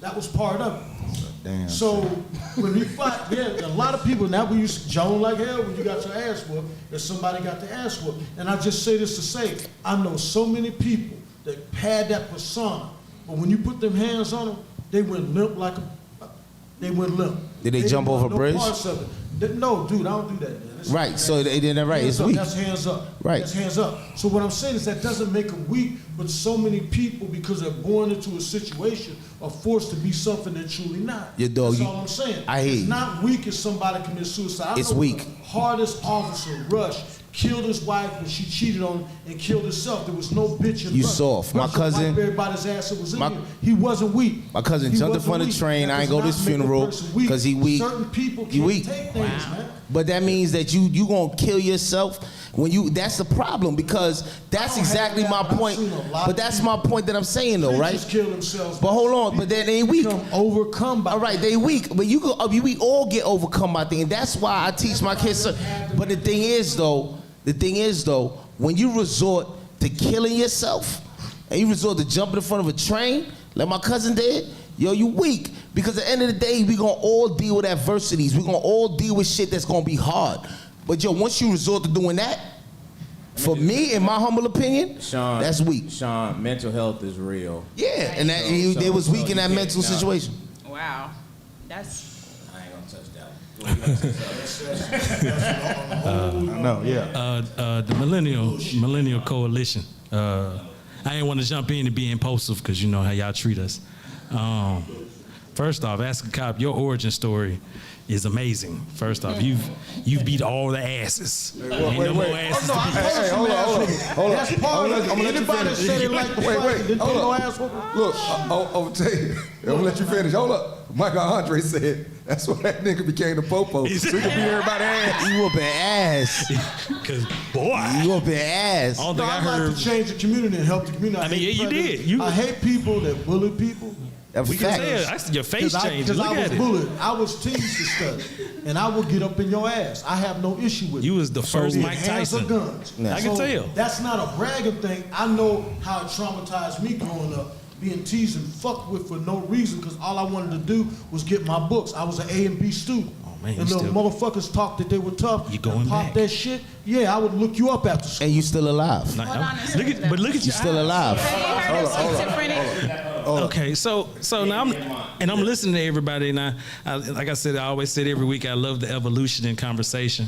It's something this brother said earlier. It's really the understanding, because even with Sean saying, for his perspective, he can look at it as weak because that's his perspective. Honestly, realistically as well, though, it's one of those things where when you realize that teaching a child, especially with insecurities, you can't tell them shit because you're not in their world. Remember, we had that conversation last week. That's right. You can't tell a child what you know because you're not really physically and emotionally dealing with what they're dealing with every day. So you can tell them, you're Riley, you won't do that shit. And they're like, yeah, Dad, but you don't fucking go to school with me, nigga. So what you talking about? Like, you know what I'm saying? So it's more like the best way to really deal with emotions, especially in our culture, because there's no age that you become an adult in our culture, really. They tell you a number. They tell you what you legally supposed to be, but we don't have a bar mitzvah that says, hey, you're a man now. No, we learn that shit throughout years of experience. Some of us don't become adults until we 40, 50. So emotionally understanding is something we're never taught. We're never taught how to deal with our emotions. Like even now, it's like you had to deal with something when you were a kid, but the best way you learned how to do it was with your fists. And that's the wrong way to do it. But it was the right way for you, though. Yeah. You get what I'm saying? Not saying it was. Exactly. You had to do what you had to do. So the thing is, especially for black people, we've always been in survival mode. Learning how to adapt in every situation the best way possible. Some of us had to switch sides because we felt like, hell, if I was with the white people, they ain't gonna fuck with me. Some people did that. They had to do what they had to do, and I get it. I might not do it, but it is what it is. I can't make your choices. But when you start understanding the mental capacity of everyone is different, you respect that, hey, that's your choice. I can't make your choice. I can't deal with what you're dealing with. I can either encourage you or not say nothing. So it's more like if you get to the understanding part of everything that everybody's saying, all y'all saying the same thing, you just have different perspectives on it. I can't say anything is weak because we all start somewhere. We didn't start strong. We didn't all start adults. We started children. We had to learn this world when we got here, and we learned that most of the shit ain't fair. We had to learn this, and we're still learning it now. So, that's just from the Millennial Coalition. I mean, we don't know shit. Come strong, you gotta get it out. You said plenty. Go ahead, Mark. So it was a couple things. First, he said it without me having said. He spoke on insecurities as a child with his speech, and before I could say it, he straightened it up. It was bullying. It wasn't about him being insecure because if no one ever said anything about his speech and they let him just talk the way he talked, as a man, he would have grew once he started walking in his purpose. Now, I want to be a cop or whatever he is, so I need to do this, I need to do that. So now he's walking in his purpose, and that don't bother him. But as a child, when you're being bullied about things, that's when it's like, oh, so now you're using it as an insecurity and saying that was your insecurity when it was only bullying. Because at some point in time, he still had that same speech impediment, but as he played ball, as he can fight, do these things, the bullying went down. So, and this guy, he spoke on culture. Culture is just a word they gave us. Maybe he wasn't taught how to train his emotions or things that he spoke on, but that don't mean that that person over there wasn't taught that. And also with having a conversation, you gotta have a conversation to just understand, man. Too many people have conversations and want people to just believe the way they believe, live inside of their world or their box. If I only encounter 30 people in my life, I can only speak on those 30 encounters that I come encounter with. I can't tell you about the entire world, what the entire world go through, what the entire world put up with. People handle things differently. To some people, it might be weak. To some, it might not be. But I was taught as a child, an old head. I seen two guys kissing as a child. And I asked the old head about it. He told me, only way you'll understand it if you was that. So I wouldn't understand a person killing themselves. I can't call it weak. I can't call it not weak. I don't have those thoughts in my mind. Never had those thoughts in my mind. Pray I never do. So he's not wrong. He's not wrong. I don't think no one is wrong. I think the conversation is not being taken into because everybody want this person or that person to look at it in their world the way they see it, what they went through, and when they don't, it's like, damn, that can't be true. When it can be. Well, I agree. I agree on that, but on the same token, I also and Chris said earlier, in terms of being able to accept if you have an insecurity. Right. So now you point out the bullying factor. So if a person is bullied enough or joned on enough, and they start looking at themselves and feeling, wow, am I that way? Is this such and such, or is that such and such? And it starts affecting them. So do you not consider that an insecurity at that point? Even though it bully, I guess what I'm asking is, do you feel like bullying? And I'm not trying to get you to. No, I got you. Do you think bullying or constant ridicule of a certain, they might see as a shortcoming for you or that person, that cannot develop an insecurity to that person? It depends on who you are. That person that going to school every day and they got on Payless shoes, and when they walk by their locker, everybody joining them. It's up to them to whether they want to stop and say something or keep going to their class or not. It's a fact. But whether they say it or not, the thought though, do you think it would bother them when they go home and be like, Mom, they keep talking about me in these Payless shoes. I need, you know what I mean? At the same time, it's about you. Those Payless shoes might feel comfortable. Those Payless shoes might look like the Nikes that person got on to you. Those Payless shoes might be everything to you. Those Payless shoes might have Pokemon on it, and you're a Pokemon fan. So walking past someone and they speaking about it, it's up to you how you take it in. Even with your thought process, I don't even have to hear that.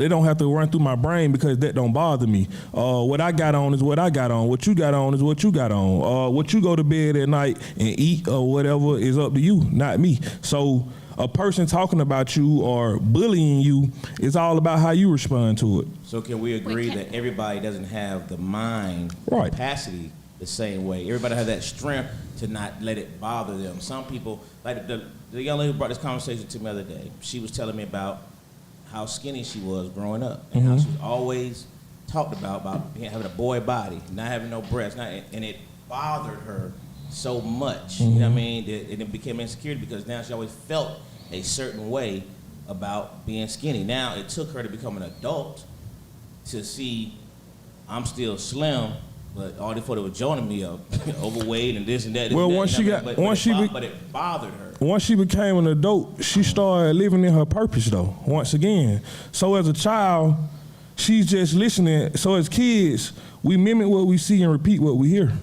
So kids picking on her about being skinny is something that someone maybe heard or seen, and she don't understand that she's beautiful the way she is. So once she became an adult and she had men flocking at her, she had job opportunities, life opportunities. Now me being skinny don't hurt so bad because now I know what I'm living for. So do you think that? Get to that point though. Well, once again, Once they're walking their purpose, that's when they get to their exactly. point. But let me ask you this: and again, not trying to make us right, but I'm just trying to see if you can see this point. As a kid, until they reached that point to where they found their purpose to walk in, it was an insecurity then. Would you agree to that? I think it was most bullying again. As a kid, I wasn't insecure about something unless someone tell me. All I know is I'm being picked on for being skinny. Causes insecurity. Well, what does being picked on make you feel within yourself? I'm not. Tell you, because when I was picked Hold on. on. Go ahead. Well, you still asking personal questions. Insecurity is a personal thing. Right. So once again, Yeah, for you, I know for you. Once again, we're having a conversation other than all right, he feel this way, he feel this way, he feel this way, he feel that way, you feel that way, I feel that way, move on. Other than that, you're asking a question, I tell you how I feel, so now you want to dig into my brain and to see why I don't feel the way you feel or why I don't see it the way you see it, when we're never going to do that. None of us. It's going to be something that he like that I don't like. It's going to be something that he feel that I don't feel. So, Right, but we'll be here. gain understanding. Well, you'll never, but you would never understand nothing that you don't understand. No matter how long I sit here and that's tell a it to fact. you, you'll never understand it because all your life you've been living a certain type of way to where it's like today is not going to change the way you feel about insecurity, the way you feel about liquor, the way you feel about water, the way you feel about drink, the way you feel about eating. That's not So- true. The way I feel about stuff changes all the time. As I come to an understanding of something different or a new perspective, I am very capable of changing the way I see things and the way I feel about them. So in order to understand it, first you got to listen. Right. In order to understand it, you And got to then ask stop. questions. Well, when you ask questions, you ask the first question and you get your answer and it's not the way you want it to be, then you'll ask another question, so you'll never get the understanding, because then I'll be sitting here explaining question after question after question after question, because when I explain this to you, then you're going to want to know why I explained it the way I explained it, or you're going to want to dive into what I explained, so then I'm going to have to explain that, and then it's going to be on and on and on, and you will never get the understanding. That's a If it fact. was something that you wanted to understand when I first said it to you, then you would have let it been that. But Not you if I don't didn't want to, understand you it. because you right. want to understand it in your way. No, there's not a way that I want to understand it. I just want to understand your perspective. But if you refuse to go into your personal opinion on anything, then I can't understand your perspective because it's not your perspective. I've been going. I think he's done that. I think what he's done, you know, again, he's saying that you can't put upon him something. If he doesn't believe in insecurity, then he doesn't believe it. You can't force him I'm not, That's right. I to didn't, I believe wasn't and or trying accept to it. force him And that's to not the believe way it. I'm asking the question in terms of an opinion. Into, do you feel like That's a fact. bullying can make someone insecure? Do Right. you feel like, do you feel like even though it's bullying, they can still make them start questioning certain things about themselves because they keep hearing it so much? It's like, am I this way? You know what I mean? Am I ugly? You know what I mean? And the fact that you have kids, you know, there are going to be questions. That you may have to, as a parent, you know, help to ask. So mine, I have to say, look, don't worry about those short jokes. You know what I mean? They're going to come. Don't worry about them. You know what I mean? But if I was still insecure in that, it'd be hard for me to tell them that. I'd be like, man, I know, man, I'm tired of it too. You know what I mean? But that's a fact. But hey, man. Your kids grow through you. Yeah, and But it's, again, it's about you though. How you take it. So if you're a person that listen to everything someone say, then it'll get to you. It's people out here that can walk past people having a full-blown conversation and they can't tell you nothing that they heard. People know how to block out things. People know how to. So when you talk about bullying or someone talking about something, okay, you're ugly, you ugly. To the person that sit there and listen to someone telling them they're ugly, yeah, they might go home and look in the mirror like, damn, I'm ugly. But if I don't listen to that, then I'm not worrying about what you're talking about. I can go home and be me. I can go home and look in the mirror and tell myself I'm ugly. I can go home, look in the mirror and say, no, I'm not ugly. I can go home, look in the mirror and not say I'm nothing. I can go home, look in the mirror, just fix myself how I want to look. But insecurity- I agree with you on that, but I think one thing with insecurity, what people don't know as a child, I can look back on growing up and realize I had an insecurity about stuttering because when the word gets stuck in your chest, you hit yourself in the chest. What does try that to do get for out. you? No, but what it did, the insecurity, I didn't know at the time it was an insecurity. It was born from people telling where it's almost a fear because, you know, when you go to parochial school, they go down the road every day and you got to read out loud. That was a thing back then. So I knew I used to break out into a sweat. Okay. Because I knew I was going to be picked next. And I knew the answer because you know how I was getting a B, I started getting B's months ago. How do you get a B? All the tests, you come over 100. You not bringing the test home? They had participation grades. And I was not participating because I was scared. And my dad sat me down and said, why, you know, my dad's an officer in the military. He says, well, why you not participating. And I told him, I said, because I stuttered. And my dad stuttered. But my dad rose in the ranks because he overcame that fear. He told me, don't let anybody shit in your Cheerios. You know, we've talked a And lot. so at that point, that's what I did. So my point is You had a that good kids dad. have insecurities. So every kid's not aggressive.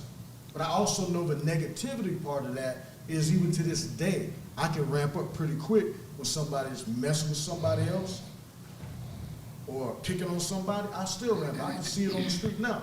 If I see somebody picking on an old lady, I'm gonna stop the car. Yeah, it may end up bad. That's just me. Some people will let an old lady get her ass kicked and Nah. jump by. I'm not gonna do it. So one thing I wanted to tell you was, and before I don't say nothing else, when people call me and they talk to me about insecurities, how they feel, whatever, y'all be like, yo, brush that off, dog. Because I'm like, either you gonna sit there and own in on that and have that destroy you, or either you gonna be who you wanna be. You understand what I'm saying? And I'm keeping real with you. A bully is a test. And what a bully is a test. And I tell my kids that all the time. God, thank God, my kids don't never get bullied. They cool, whatever the case may be. But I tell them straight up, you don't bully nobody.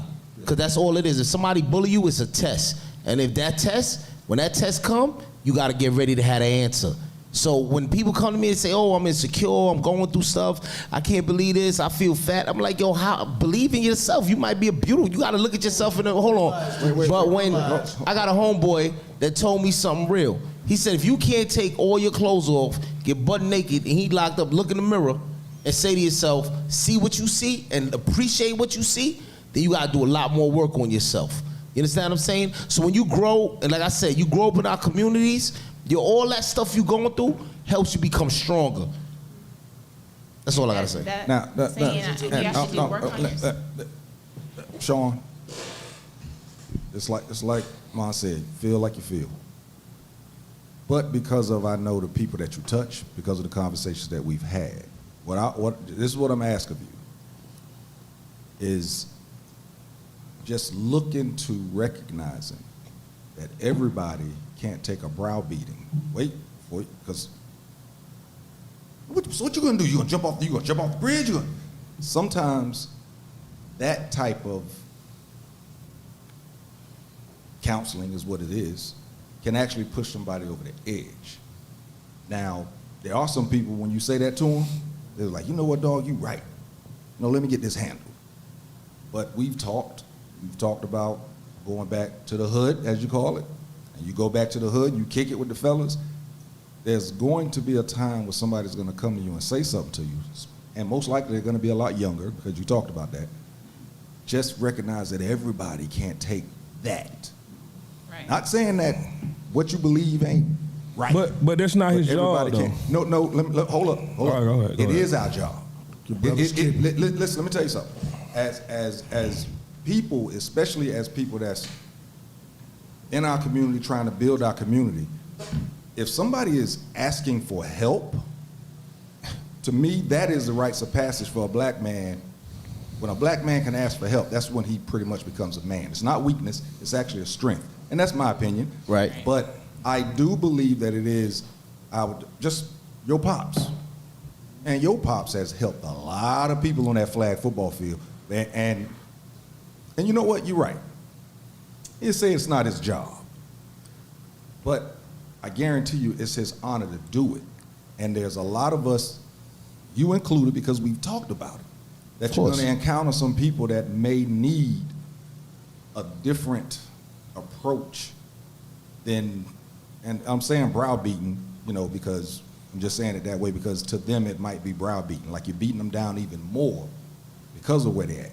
And I'm sure that some of your boys that for a fact they can take it, but everybody can't. That's all I'm asking you to do. I ain't telling you you ain't got to change, or sometimes just maybe say, all right, then, well, might need to talk to somebody else about that, but not me. So, but I'm be real with you, and that's kind of what I say. I said, if you don't want to hear the real, then I ain't the person you gotta talk to. You understand what I'm saying? You know how many people I done saved? And I ain't about to pat myself on the back. We're gonna be Sean right now. I saved a lot of brothers from serious situations where they was right and they was going through it, and I helped them out. And I said, yo, come on, man. You got more to live for than this. Right? Right? But what I'm saying is, when I say that, but the thing is, though, when the situation is presented to me, I have to sit back, I gotta listen to where you at, right? What's coming out your mouth. If you standing at a bridge, you know, there's a different conversation. But at the end of the day, the end result of the conversation is, yo, we ain't doing that weak shit, right? And that's how I move. Because I'm like, yo, at the end of the day, you gotta face your fears, you gotta face whatever it is, and you gotta fight. All right? No matter what it is, you gotta fight. And that's what I believe. Like, I'm not gonna sit here and tell somebody not to fight. I'm like, you gonna go through shit. Life gonna come with ups, downs, it's gonna come with turnarounds, shit ain't gonna go your way, but you're not gonna fold. And when you come to me and you ask me for something, I'm gonna listen to you. And believe you me, I talk a lot, but I listen. I ain't gonna say shit. There's been times I've been on the phone for hours letting brothers talk. I done talked to this brother, been over there, he let him talk. At the end of the day, he know what it is. I'm glad Ben is in your life. No, listen, Ben glad I'm in his life, but I'm gonna keep it real though. I'm gonna keep it real. The main thing that I tell people, and it come from me, is yo, you not folding. You not. And you gotta fight. And that's my thing. Now somebody else might have another sugar-coated approach, another different type of thing, but yo, dog, we not falling right here. We not jumping off no bridge. We not doing none of that, because you got more to live for. Because once you get past this, you gonna be all right. And that's what I give you. You don't know what people are fighting all the time, though. Like, They are fighting something. I said you don't know what they're fighting all the time. When you're dealing with people who have like schizophrenia and mental illnesses, and they got things going on in their head telling them to kill their mother, kill their father, do all kinds of stuff, like kill their kid. If they kill themselves instead, that might, for them, be the strongest thing that they could do to keep from having to hurt or harm or murder or mass murder. You don't know what people are going through. So when I deal with that, so when you say plain and simple, without knowing the facts, without knowing the background, without knowing the story, that is weakness. That is your opinion, and that's your perspective, that's your point of view. But there is more to the story all the time than just this person did it, so they're weak. No, Right. if I talk, hold on, can I say something real quick? Go ahead. If I talk to somebody, what you're talking about, I ain't encountered that, the schizophrenia, about to do this, and yo, you killing yourself because somebody in your head and all that. If somebody ever talk to me like that, you need better help than me. All right? My boys and my people and people around the way and people in the community, if they talk to me, they know you're gonna get it raw. But I'll be like, yo, straight up, at the end of the day, we ain't doing that. So no matter what it is, that's where I'm gonna come from with it, because I'm not gonna condone you hurting yourself, killing yourself, or hurting somebody else. Because that's my purpose on this earth. I understand that, but when you're saying it like that in a forum like this, you don't know who's listening and what they've been through. So for them, listening to you talk about every person who's ever committed suicide, that's weakness, and you don't know the backstory, like you can be really offending some people right now who are listening, who don't know that there's more to you than just a strong-minded, that's weakness, without actually considering the backstory or understanding where that person came from when they made that choice. I could also be helping somebody right now that wasn't thinking about that, right? So we can't like right now, hold on. And we can't look at the screen and know what nobody's taking, because everybody's sending a message, right? So if I'm sending my message of, yo, in my opinion, that's weak, right? In my opinion, yo, stand strong, stand tall, and fight. And that's my message, right? But that's my message. I can't tell you your message is wrong. You got a different message. My message is fight for it. So, and that's me. And no matter what you say, it's going to change how I am. You're right, but I feel like there's a difference between saying that's weakness and saying fight for it. So then I feel like those are two digress. different messages, and I think fight for it is a great message, but saying that's weakness gives a different message. That's, to you? To me, yes, absolutely, to me. So that's my opinion, and that's why I'm speaking it. But I also wanted to touch on the fact, something we were saying a lot. Everybody here has mentioned bullying, and we have not yet addressed the idea and the belief and the concept that people bully as a form of insecurity. Like most bullies themselves are insecure, which is why they're bullying. Like people making fun of you, this is usually an insecurity within themselves that's causing them to make fun of you, to take the attention off of them. So it's like it's insecurity being passed down. You know what I mean? Like you know every bully transferring from. Say it again. Do you know every bully? I didn't say every. You didn't say every, No. but you're speaking I said in a some general, bullies right? are Do you know some bullies? also, yes, All right, so you can only speak on the bullies that you know. I am speaking on the bullies I know. I didn't say you were, man. I'm telling you that I am. so, I'm reaffirming for you. So I you're got clear. you. So, and I seen the guy say it's our job. No, it's not. It's not his job. It's not his job. It's not his job. It's not his job. It's not your job. It's not my job. You don't know what my job is? Well, I do know what your job is. Your job is to take care of home. Your job is to worry about who's in your home. Your job is not to worry about how he feeling. Your job is not to worry about if he's weak enough to kill himself or not.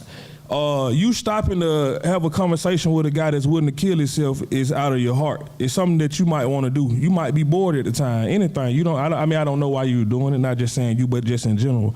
But that's not your job. Our job is not to help the world.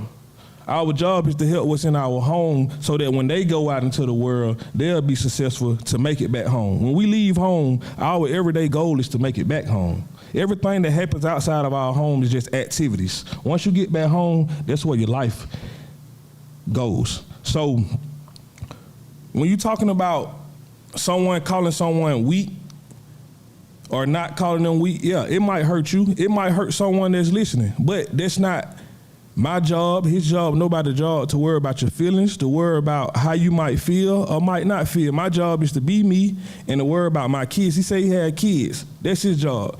Make sure his daughter don't have those thoughts. Make sure his son don't never have those thoughts. That's his job. Not to sit around and try to save the world and coach everybody.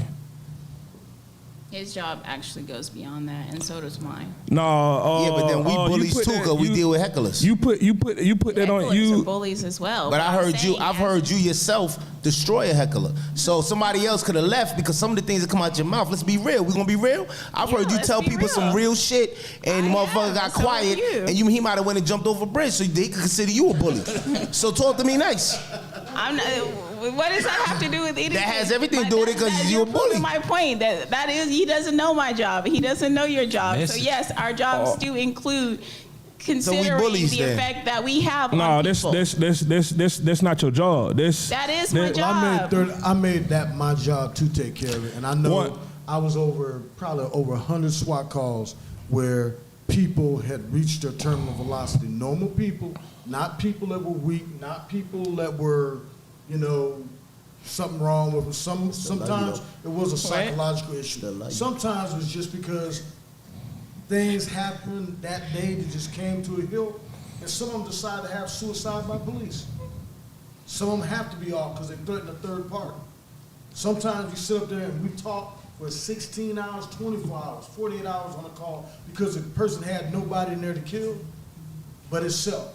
So we have a hostage negotiator and they bring a team and it's 4 or 5 of them. We're out there the whole time. And you hear these talks and people go from their childhood all the way through and you'll be surprised the spoken word is powerful.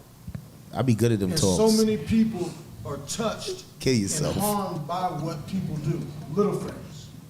A lot of people aren't too though. It's a lot of people that aren't also. Oh yeah, no, you're totally right. A lot of people don't, but I'm just saying I've seen it, and I'm not a weak type of guy. But I used to look at it that way. I used to look at it, man, what the fuck this guy out there trying to kill himself? This fucker's rich. Guy in Buckhead had a gun in his mouth like that. We had to talk him down. I said, how the fuck is this guy's house? Look at his fucking cars. What the fuck is he doing with a gun in his mouth? That's what I was saying on the call. At that time, I wasn't commanding. Taste of metal. And you look at shit and you're like, damn. And you wonder, okay, well, there's got to be something else extra. Well, once again, I stated this earlier, you'll never understand because you don't have those No, you thoughts. can't understand. I'm just saying, I was just speaking on the compassion. I'm a person that I want to help the weak people. I think that's a strength in itself because a lot of times all people do is help over that hump. It's So a you choice, said what I said. but it's not your job. It's a choice. And you said they weak. It's his choice to take But he that just made my job. point. You feel like they weak, right? I enjoy stopping when the little kids going to school and, ask them what, just talking to them. And you see a lot of them face light up because nobody sits down and asks them, how was their day? Well, that's your calling. That's your vocation. If you feel that's your calling, that's your calling. That's what you do.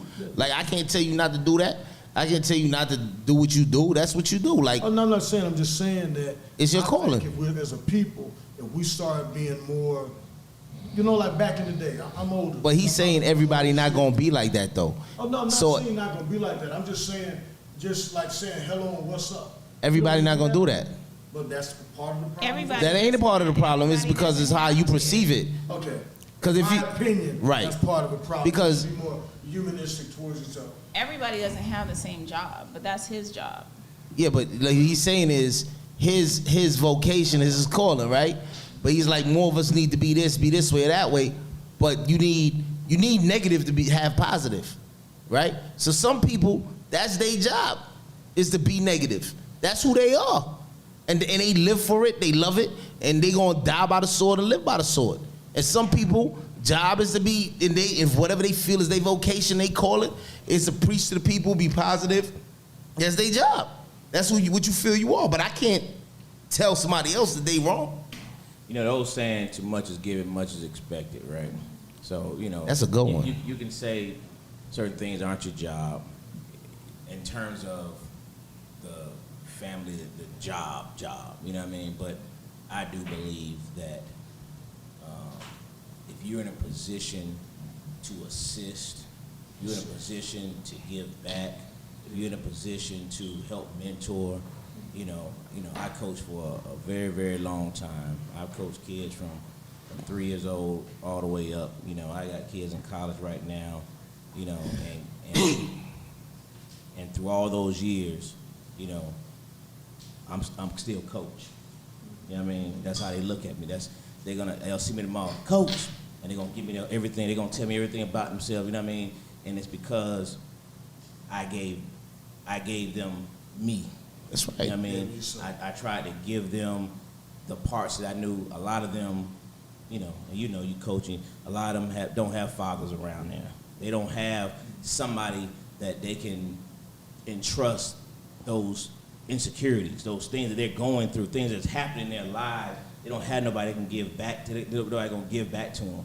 They got mothers who are working, and and they may not be able to relate to them. And I can't tell them the calls that the moms, coach, can you please talk to such and such? Coach, can you please talk to such? Coach, can you please? You know what I mean? And it's nonstop. Now, I could say, well, that's not my job. You know what I mean? But to me, I want to be in that. To me, it's my job. That's your calling. To me, it's my calling, my job, however we want to title it. I do feel like, that give back is so important. It's so important, and to see the development that comes from it. To see those kids, especially kids I coach, man, to see them come back, you know what I mean, and just I had one man the other day in the mall just gave me a hug. I ain't seen a kid about 3, 4. He just hugged me so tight, you know what I mean? That jump meant a lot, but it was because I used to give so much to him because they needed that. They were going, man, I'm talking about going through things. Right. Going through things, and everybody doesn't have somebody, you know what I mean? That's right. So I don't call people who may do certain things themselves, whatever, weak, because you don't know what other people are going through. It's like even KK said, press will bust a pipe. Not everyone has the same breaking point. If you're telling people at rock bottom that they're weak, how's it helping to encourage them? You know what I mean? Like I think you gotta be careful with your words. You gotta be careful who you're talking to. I've talked 2 grown men out of suicide, and I mean, Of course. out of suicide. You know what I mean? 2 fully grown men with kids. You know what I mean? And then that conversation. So I mean, I just know people go through things that you don't know what they're going through, whether it's, whatever it is, people go through things. And all the time, I won't consider it as weak. It's considered as some people are going through things. They don't know how to cope. They don't know how to deal. They don't know how to speak to somebody. They don't know how to ask for help. You know what I mean? So I think we can, you can have that give back without it being considered weak. But they need. That's right, and that's what I think men and sometimes black men get that misconception.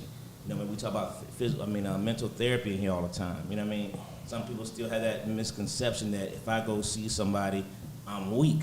No, you're not weak. That's a sense of strength to find out, to recognize that you're missing something and you need some assistance. Something is not right and you can't figure it out and you need something or somebody to help you. Right. That's not weak. That's strength to get to that point. You know what I mean? So I think we gotta be careful on that wordplay. You know. So. I get you, and sometimes, like I said, I got people that. I said this earlier, but when we was talking, yo, I can't help you. You got to get help, right? So at the end of the day, there's a need for people. Everybody, you can't help everybody. But you could have helped if you looked at it, if you brought it down. You don't know what you could have said. That may have helped them. You know what I mean? I know what I would have said that might have not helped them. So I said, let me not say nothing, right? So, because I know that if that's where you I can't. If where they wrong, but I'm just saying. Right. So I think sometimes if somebody comes to you, you know what I mean. If they come to you, you gotta, that's strong. That's strength. You probably and I help them. And the thing is, sometimes my thing is, I know when things are out of my boundaries. Right? Listen, I done had problems. You understand what I'm saying? We had to sit down and talk to myself, and sometimes the advice I give the people, they give it back. You understand what I'm saying? And I'm like, yo, yeah, you being weak. Like, I that's just my word, right? So sometimes you gotta know when you can't help somebody, right? Sometimes the advice you trying to get somebody might not really help them. Sometimes just listening. That's all I do. And when I hear something that's way off, that's beyond me, I'm like, hey, brother, man, listen, this is what we're going to do. We're going to have to go sit down and we got to go talk to somebody, and kick it with somebody that could really help you. You say we, not, hey, man, go find some help. Well, because you may have been the last truth now. Right. You telling the truth now, because, dude, I know you, man. I know you. You're not that motherfucker. You're a nice dude. Hey, we on the show. Yo, but listen, I got stuff to I got stuff to do on this show. We not about to do this. Yeah, we about to wrap it up. But last statement, Michael Andre put out the Muhammad Ali statement that he said that service to others is the rent you pay for the room here on earth. I do remember him saying that. All the stories, people don't jump off no bridge. Or in front of a train, don't do none of that shit. Man. Don't shoot yourself, don't do none of that shit. This shit crazy. All of that. All right, so top 5, man. I gave y'all a head start last week, so hopefully you remember. All right, top 5 last week. We went top 5 rap videos of all time. Videos. That last week. Video. That's what I said last week. Oh, I'm sorry, sir. So this week, we're going with the top 5 R&B videos of all time. Your top 5 R&B videos of all time. That's easy. All right, well, rock dance is easy. No, y'all go first. Go on. Okay, I'll go. Ask a cop. He don't even wear black t-shirts. He don't own a t-shirt. He was like, yo, he's outside. So he an R&B dude. He got all of them. He's like, I got it first. This is the first time he said I got it first. Probably R. Kelly and honestly all the In the Closet videos. In the closet. All the three of them. All three. Yes. All of them. All three of those. You had a double DVD. I remember Candy Girl and because I'm a Prince fan, Prince Purple Rain. So using 3 in 1? Yeah, all three of them. I don't know them by name, but that's a series, man. Yeah, it's a series video. Let me get to one. Let's see. We're trying to take a shortcut. Let's see. All 12. It's not really her video, but they have Mahalia Jackson. And they had a compilation of her. I like Mahalia Jackson. Let's see what else. He said, does she sing R&B? Because I know a lot of the good shit don't have. Oh, yeah, and I Wish It Would Rain when they had Old Temptations. It's not actually a video, but when they have them on a TV show, I like that. I Wish It Would Rain. No, but it's like, let them rock, man. It's that they have it on video now, and they'll play it with some conversation of them singing. Yeah, I wish you would. That's hilarious. All right, who's next? I had to get out somebody else. Yeah, I see. Got that R. Kelly. Quick. Just that. Dwayne, you ready? That's a class. There's never been a series of videos. Oh, Ben, you had Mike. You go first. If you ready? Oh, man. Go first. Ben be having his music, boy. Oh, yeah, I'll be ready. He got new glasses. Look at him. Don't judge me. It's been a great week. Looking good. Let's see. We'll start with Anita Baker, Same Old Love. I just like the skating in now. Plus, Anita Baker, you can just do everything to Anita Baker. Just clean, cook, everything. Carl Thomas, Summer Rain. Missing You Case. You took the R. Kelly, so I ain't even gonna say nothing about R. Kelly because all them joints were fire. I can't think of the name of the song, but I remember the video with Total and R. Kelly, not R. Kelly, but LL Cool J. I know it's a rap song, but it was one of my favorite. I think no, with Total in it. Kissy, who do you love? Oh, that's R&B. So yeah, and number one would be When Doves Cry Prince. When he got in the bathtub, bro, that was a killer. Oh, that's real right there. That's a good one.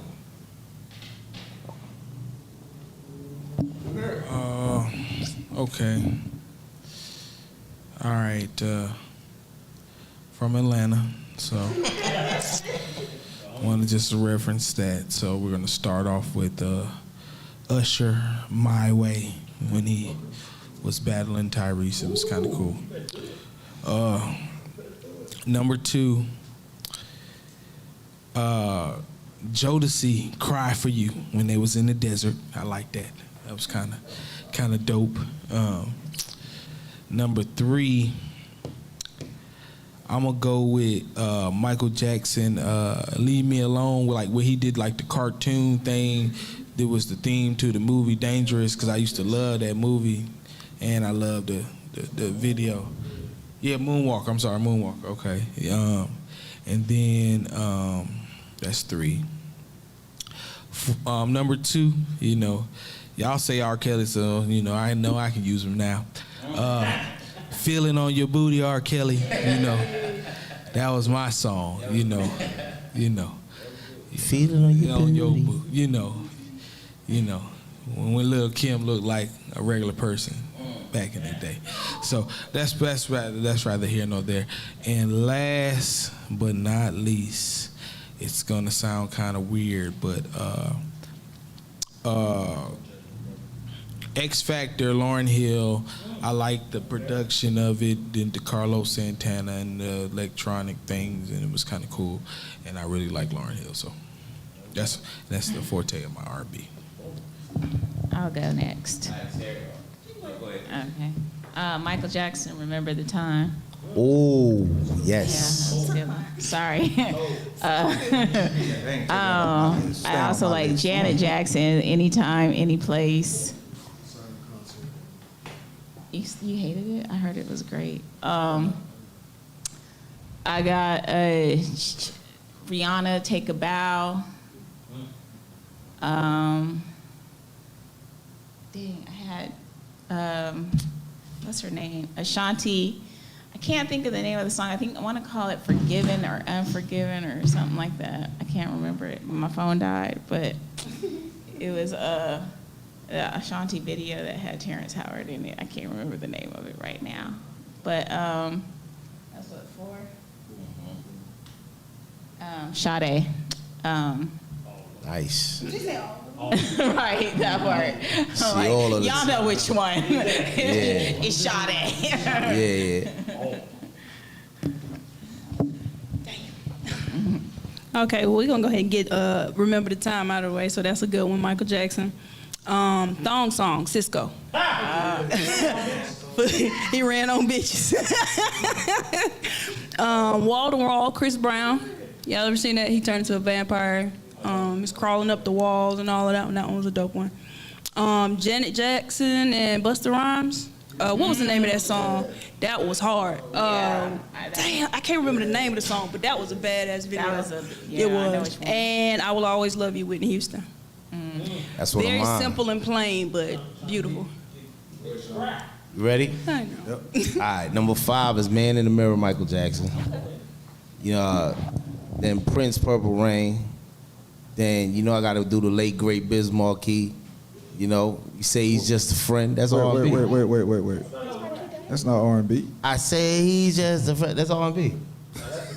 Yo, that's R&B. That's R&B. You ain't never seen Biz Markie. Biz Markie was singing. Nah. All right. He was singing. I say he's just a friend. Oh, baby, you got what I need. See, everybody know that.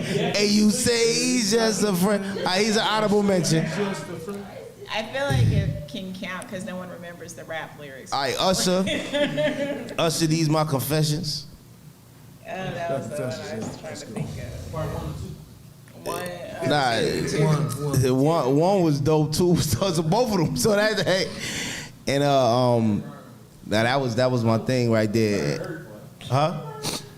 And then the last one I got is damn, it's got a couple of them, man, but this one just hit me in the face right now. It's damn. Hit you that hard. It didn't hit me that hard. It's taking me way back. It slapped you, but it ain't punch Taking you. the stallion body. Back in the time. Nah, but honestly, Keith Sweat. Keith Sweat's song where he was just like, nobody, baby. You said songs? We doing songs or videos? Videos. Videos. Yeah. But I thought that video was hype. All right, go ahead, Mark. I ain't really got no order, but Michael Jackson, Rock My World. SZA, Doves in the Wind. Sir John Redcorn. Boys to Men, Doing Just Fine. And it's either Jodeci or Lisa, I can't remember her last name, but the song called Ease the Pain. I can't. Lisa Stansfield. No, it started with an F. Light skinned girl? Yeah, she light skinned, but her Look white. Yeah, something like that. Lisa Yeah. Fisher, okay. Yeah. Okay. All right. Yeah, you did. All right, y'all, I have remember the time up there, but I'm gonna take it off since about 3 people done said it. Jodeci, Forever My Lady, that was actually the one where they was in the white, in the sand, in the boots. Yeah, I like that. Michael Jackson, Beat It. Janet Jackson, Control. And then my guy, Bobby Brown, Every Little Step. And Bobby Brown, My Prerogative. What? And Truth About Aroni. That mother came off that damn elevator, boy. Had his mama's pen, lapel pen on it. Started a whole new style. Just took the pen out of her hat, put it on. Stupid. Alright, Alexis has Ron Isley, Contagious. Oh, that was good. Usher, Let It Burn. Aaron Hall, I Miss You. Bad Boys, Missing You. Total, Can't You See. Faith, Whitney Houston, Kelly Bryce, Heartbreak Hotel. What Missing You was considered a rap. Diddy was rapping on that What one. about Waterfalls? TLC, is that rap? Let's go to R&B. I gotta refresh it because something should appear, but it's not showing up on my phone. I'm missing somebody. Hold on. Anything. Yeah, I saw that. Alright, there we go. Number 1 got Luther's Dance with My Father. Great video, Oh, great my song. mom loves that song. Luther, Love Won't Let Me Wait. She just loved it. Videos. That's my father's real good. Yeah. New Edition, Can You Stand the Rain? Oh man, that's a good one. Pat LaBelle and Michael McDonald, On My Own. Damn, you killing right now. Shy Lights, have you seen her? Shy Lights. They went back. That's a group for y'all. Shy Lights. Yeah, it's closed. mention she got Marvin Gaye's Sexual Healing. Okay. It is. Mom. It's closed. It was like watching Tron. Did you give us yours, love? I'm about to do mine now. I was trying to make sure I read everybody's first before I did mine. All right. So I got Babyface Whip Appeal. Hey. You got that one? Listen to that album once a week. He ain't got to say no more. Right. You know I love my old school, man. Lisa and Colt Jam, all cried out. Hey, man, that's on my playlist. Back What? in the day. Yeah, playlist. You interpret that. Let's slide a If I Ever Fall in Love by Shy. Acapella version. Acapella version. How Deep Is Your Love by Keith Sweat. Yeah. I got a mean playlist. What you say? You know how many kids he got? Videos now, that's all. These are videos. All these videos go hard now. And my last one was really tough. Cause I'm with Bobby Brown in My Prerogative. That joint there still pops. But I gotta go with the Purple Badness and Purple Rain. It's Purple Badness, Purple Rain. Can we give an honorable mention to Annie? Are You Okay? With Michael Jackson too. I know Yeah, that's the one. Stallion body. Got. I think of it, Smooth Criminal. I was trying to. When he Yeah, leaned over. that move right there. That I was hurt it. my ankle many days trying to do that. You stupid. All right, He was I looking got down to see if one we- more. She got Man in the Mirror. I Believe I Can Fly. Oh yeah. Beat It. I'm Every Woman. Whitney Houston. Yeah, I was tough on Whitney Houston. I was gonna go with Saving All My Love. Oh yeah, That was the joint too. those are my therapy songs. Therapy song. Whitney Houston, R. Kelly, You Save Me. Oh, I wanted to do. Those are my I Break therapy My joints. Heart by Tony Braxton too. Bone Thugs and Harmony. Number one, Sarah Oliver, and she want to honor the queen of country music. You ain't woman enough to take my man, Loretta Lynn. Wow. Well, Loretta Lynn passed away today, so I guess you're giving a shout out to her. Yeah. All right, Chrissy Gaynell, what you got going on? What's coming up? Let's see. I've got a Douglasville show this Friday. At what's the name of this place? Some Phenomenal Seafood. And then I've got some more stuff at the end of the month. As always, my book's available. Condoms are cheaper than child support. So, for those readers out there. And that's about it for me this week, I think. All right, Mark, got anything coming up, man? Anybody will follow you anywhere? Any that good stuff? Oh, no, ain't that coming up, man. Just being a father. That's all, man. Hey, Well, that's a lot. greatest part of life, right? Ain't lying. There. Nothing like it. You say where they can follow you? Oh, yeah. Christy Gaynell on Instagram, Facebook, YouTube, all social media. Oh, also, we did just release a first episode of our podcast on YouTube. It's called Neapolitan Ice Cream. So you can check that out. It's a whole bunch of stuff in there. Yeah, there's a whole bunch of stuff going on. I think they're gonna invite me down to that podcast. You said Kimmy did? You gonna invite me down? Yeah, she said, I don't know. Some of our viewers might be too weak for you. They might be weak, but they may get strong when I'm done. Sugar Sean, what you got, bro?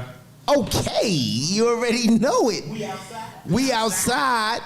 So every Tuesday we hear $5 Funny. We up at the Uptown Comedy Corner, myself and Ben the Guru, who's becoming quite the host. So you know that's popping every Tuesday. You ain't held down for like 30 minutes a day too, man. Do we gotta talk about me? What happened today? God, I mean, he did his thing, right? As soon as I walked in, come to the stage. I'm like, how long was you on there? But you know, we got it going, and it's gonna be epic. This $5 Funny, man. You know, you can't beat $5. $5 a drink, $5 to eat, $5 to get in. And also on the 20th of October, got the Halloween party at the Ground and Pound Coffee Shop, where I do my comedy there once a month, and that's gonna be off the chain. But again, we here every Tuesday at the Uptown Comedy Corner, just really making it happen because we outside. So tell them what time the $5 Funny start. Yeah. Doors open at 6:30. Showtime is when we start. But now showtime. Nah, I'm playing. Showtime is at 7 o'clock. We here all night. We rocking out. We got a lot of your funny comedians, a lot of top comedians, and we doing that for the community. Recession-proof comedy, man. I want people to come out, have a good time, and enjoy themselves, man. So make sure y'all keep pulling up and coming out to the $5 Funny, man, because we doing this for the people. Because we know we all out here struggling right now. It's recession-proof, so if you ain't got $5 is the number, the last bill after $1, so you should be all right. Did we acknowledge where these came from? Yeah, we did. Go ahead. Because they're so delicious. This tastes. Go ahead. Or the BX. I would say black-owned company, BX Bronx Made Lemonade. I had blueberry and raspberry tonight, and it has alcohol content. They're quite nice. Flavor's good. A slight hint of alcohol, but like I said, shop our own. BX Bronx Made Lemonade, wherever it's available. It's actually, they gave us a whole case, and we're taking some home with them. It was our sponsor. It was our sponsor for the day. I got watermelon. Classic Conversation sponsor for the It day. tastes like a watermelon What's Jolly the IG? Rancher. What's the IG? What's the IG? That Bronx. It's so delicious. Bronx Lemonade? At Bronx Lemonade? BX Bronx Made Lemonade. What flavor is that? This one's caramel. Caramel lemonade. Oh yeah, some of the flavors. I'm gonna drink it on the way home. Pineapple, Watermelon. blueberry. Watermelon. Oh no, this got alcohol. It's good. You getting it? Yeah, It that's what I tastes was like asking. it tastes Mine like got alcohol. watermelon Jolly Rancher. It's got the green dot. Yeah, mine do too, but I got cotton candy. You got But it tastes like you got a green dot.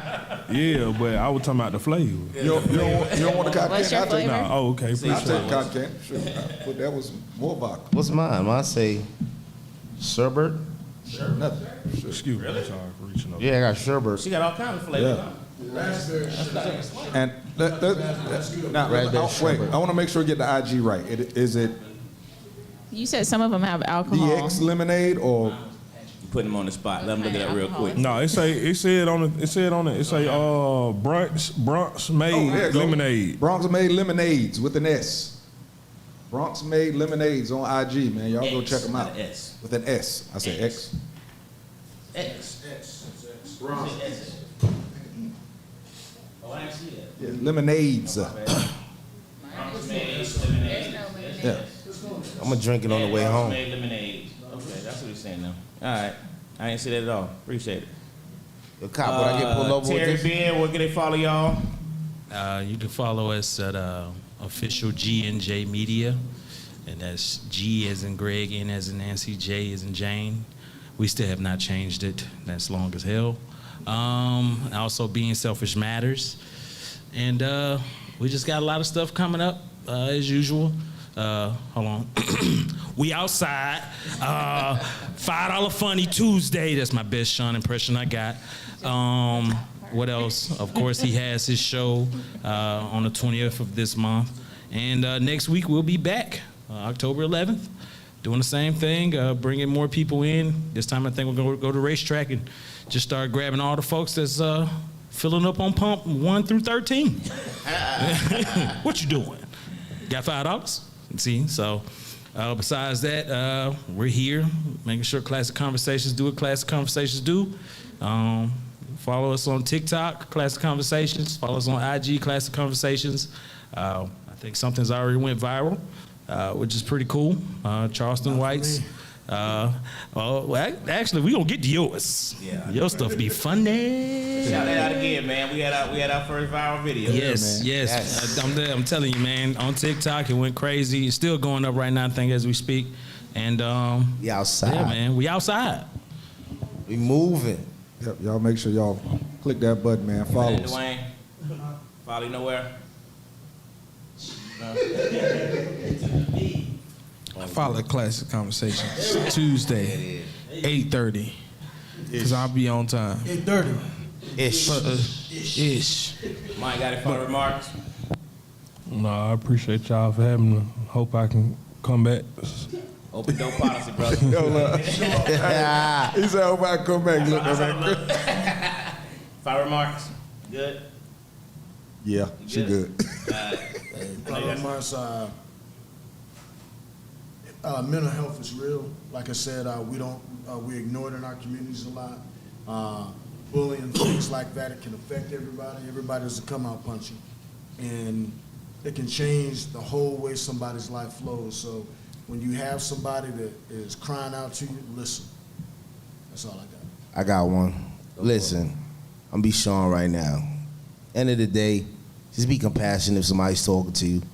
Like he said, hear what they saying, hear what's going on with them, and try to listen with open ears. And, you know, everybody ain't gonna fight the fight the same way you fight the fight, but, you know, at the end of the day, just try your best. Wow, you were Sean There are people. without Listen, But we outside though. We outside. Or your Look, wife bruh, chiming in. You were Sean. There are people looking at the show going, "Wait a minute, is that the same guy?" Nah, y'all, that was Sugar Sean early. This is Sean. It's Sugar Sean got a Sean position. Corleone. Sean Corleone. Now, what's the other name? What was it? Two fingers. Two fingers. Sonny two fingers. I'm gonna get that tattooed over. You heard? Yeah. Hey, man, listen. Last day to register to vote, October the 11th. We didn't get to talk about the clown, but y'all knew we talked about it a few weeks ago that they were gonna cancel the debate before the debate happened, and like clockwork, the debate's canceled. So you know, they weren't gonna put him out there that looked like the fool that he is. But This for the second time too, right? hey, man. So, but I don't believe in them polls talking about, you know. I just pray that the polls are inaccurate. But last day to register to vote, October 11th. Just show up, dude. We you know, that theory about voting don't matter. It's been proven that it does, especially if we stop thinking globally, but vote locally. Vote locally, think globally. We gotta stop doing it the opposite way, all right? Local votes is what counts. That's where your vote really matters. You gotta vote these folks in. Stacey Abrams is gonna have a hard time.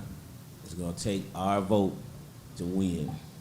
It's gonna take our votes to win.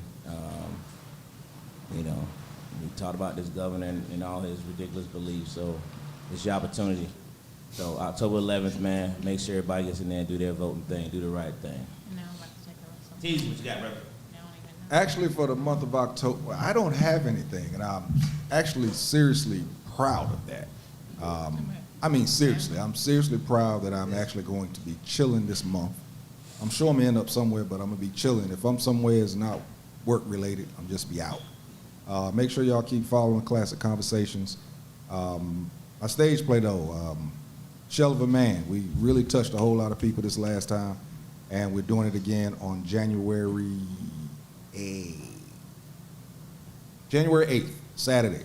So I'll start posting that out so you can get those tickets.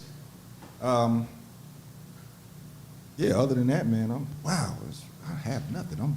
It's so cool. So you coming to hang out on Do this Tuesday? on TikTok Live. Can we do this TikTok Live? Is TikTok Live? You know, I'm new to TikTok. I'm about 2 weeks old. Yeah, you can do TikTok live. Okay. I mean, that was You a can go all suggestion, so the you can do all the lives simultaneously. Okay. Okay. I'm So still. we'll leave that up to G and G. Yeah, I got it. Chain Media. I promise you, I got to go through a tutorial because I posted 2 TikTok videos and was happy with it, but I still just, yeah. You're in jail? No, he in jail on Ask the cop is Facebook. in jail. Okay. I see. Yeah, they put the cop in jail. 29 days on some bullshit. It's always on some bullshit. It was never. It was Now, never see, your look. fault. Ask a Right. When other people say that, Right. Now all he do is post his badge on Instagram. Hey, we didn't get to that topic though, man. We are gonna talk about it next week. That police thing. I don't know if you saw the post, man. We want definitely. I want to get your thoughts on that about the something that Lil Hank said about. oh, and also, listen, y'all, we got a show coming up. It's going to be this week, but has some scheduling conflicts. You know, do you believe in God? And do you shame people that don't believe in God? Oh man, I'm out of here. That show is going to be, I promise you, we did it when we first got started, we did like a series, like 4 You series. gotta tell me who's on the panel before I decide if I'm coming. You know, Daryl Dam versus. Yeah, that's right. Daryl Dam versus the It's world. gonna be.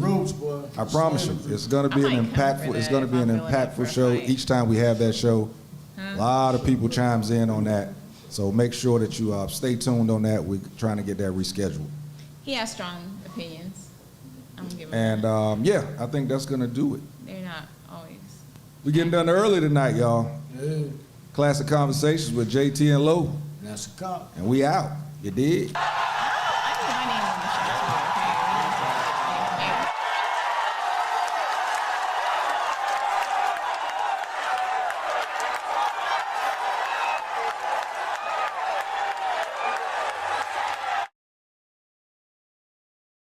show too. Conversations with Jae Tea and Lo. You never know which way to read. Classic conversations with Jae Tea and Lo. You never know which way to read. The record's gonna go. Classic conversations with Jae Tea and Lo. Classic conversations with Jae Tea and Lo. You never know which way to read. The record's gonna go. Classic conversations with Jae Tea and Lo. You never know which way to read a record. Classic conversations with Jae Tea and Lo. You never know which way to read a record's gonna go. Classic conversations with Jae Tea and Lo. You never know which way to read a record's gonna go. Classic conversations with Jae Tea and Lo. You never know which way to read a record's gonna go. Classic conversations with Jae Tea and Lo. You never know which way to read a record's gonna go. Classic conversations.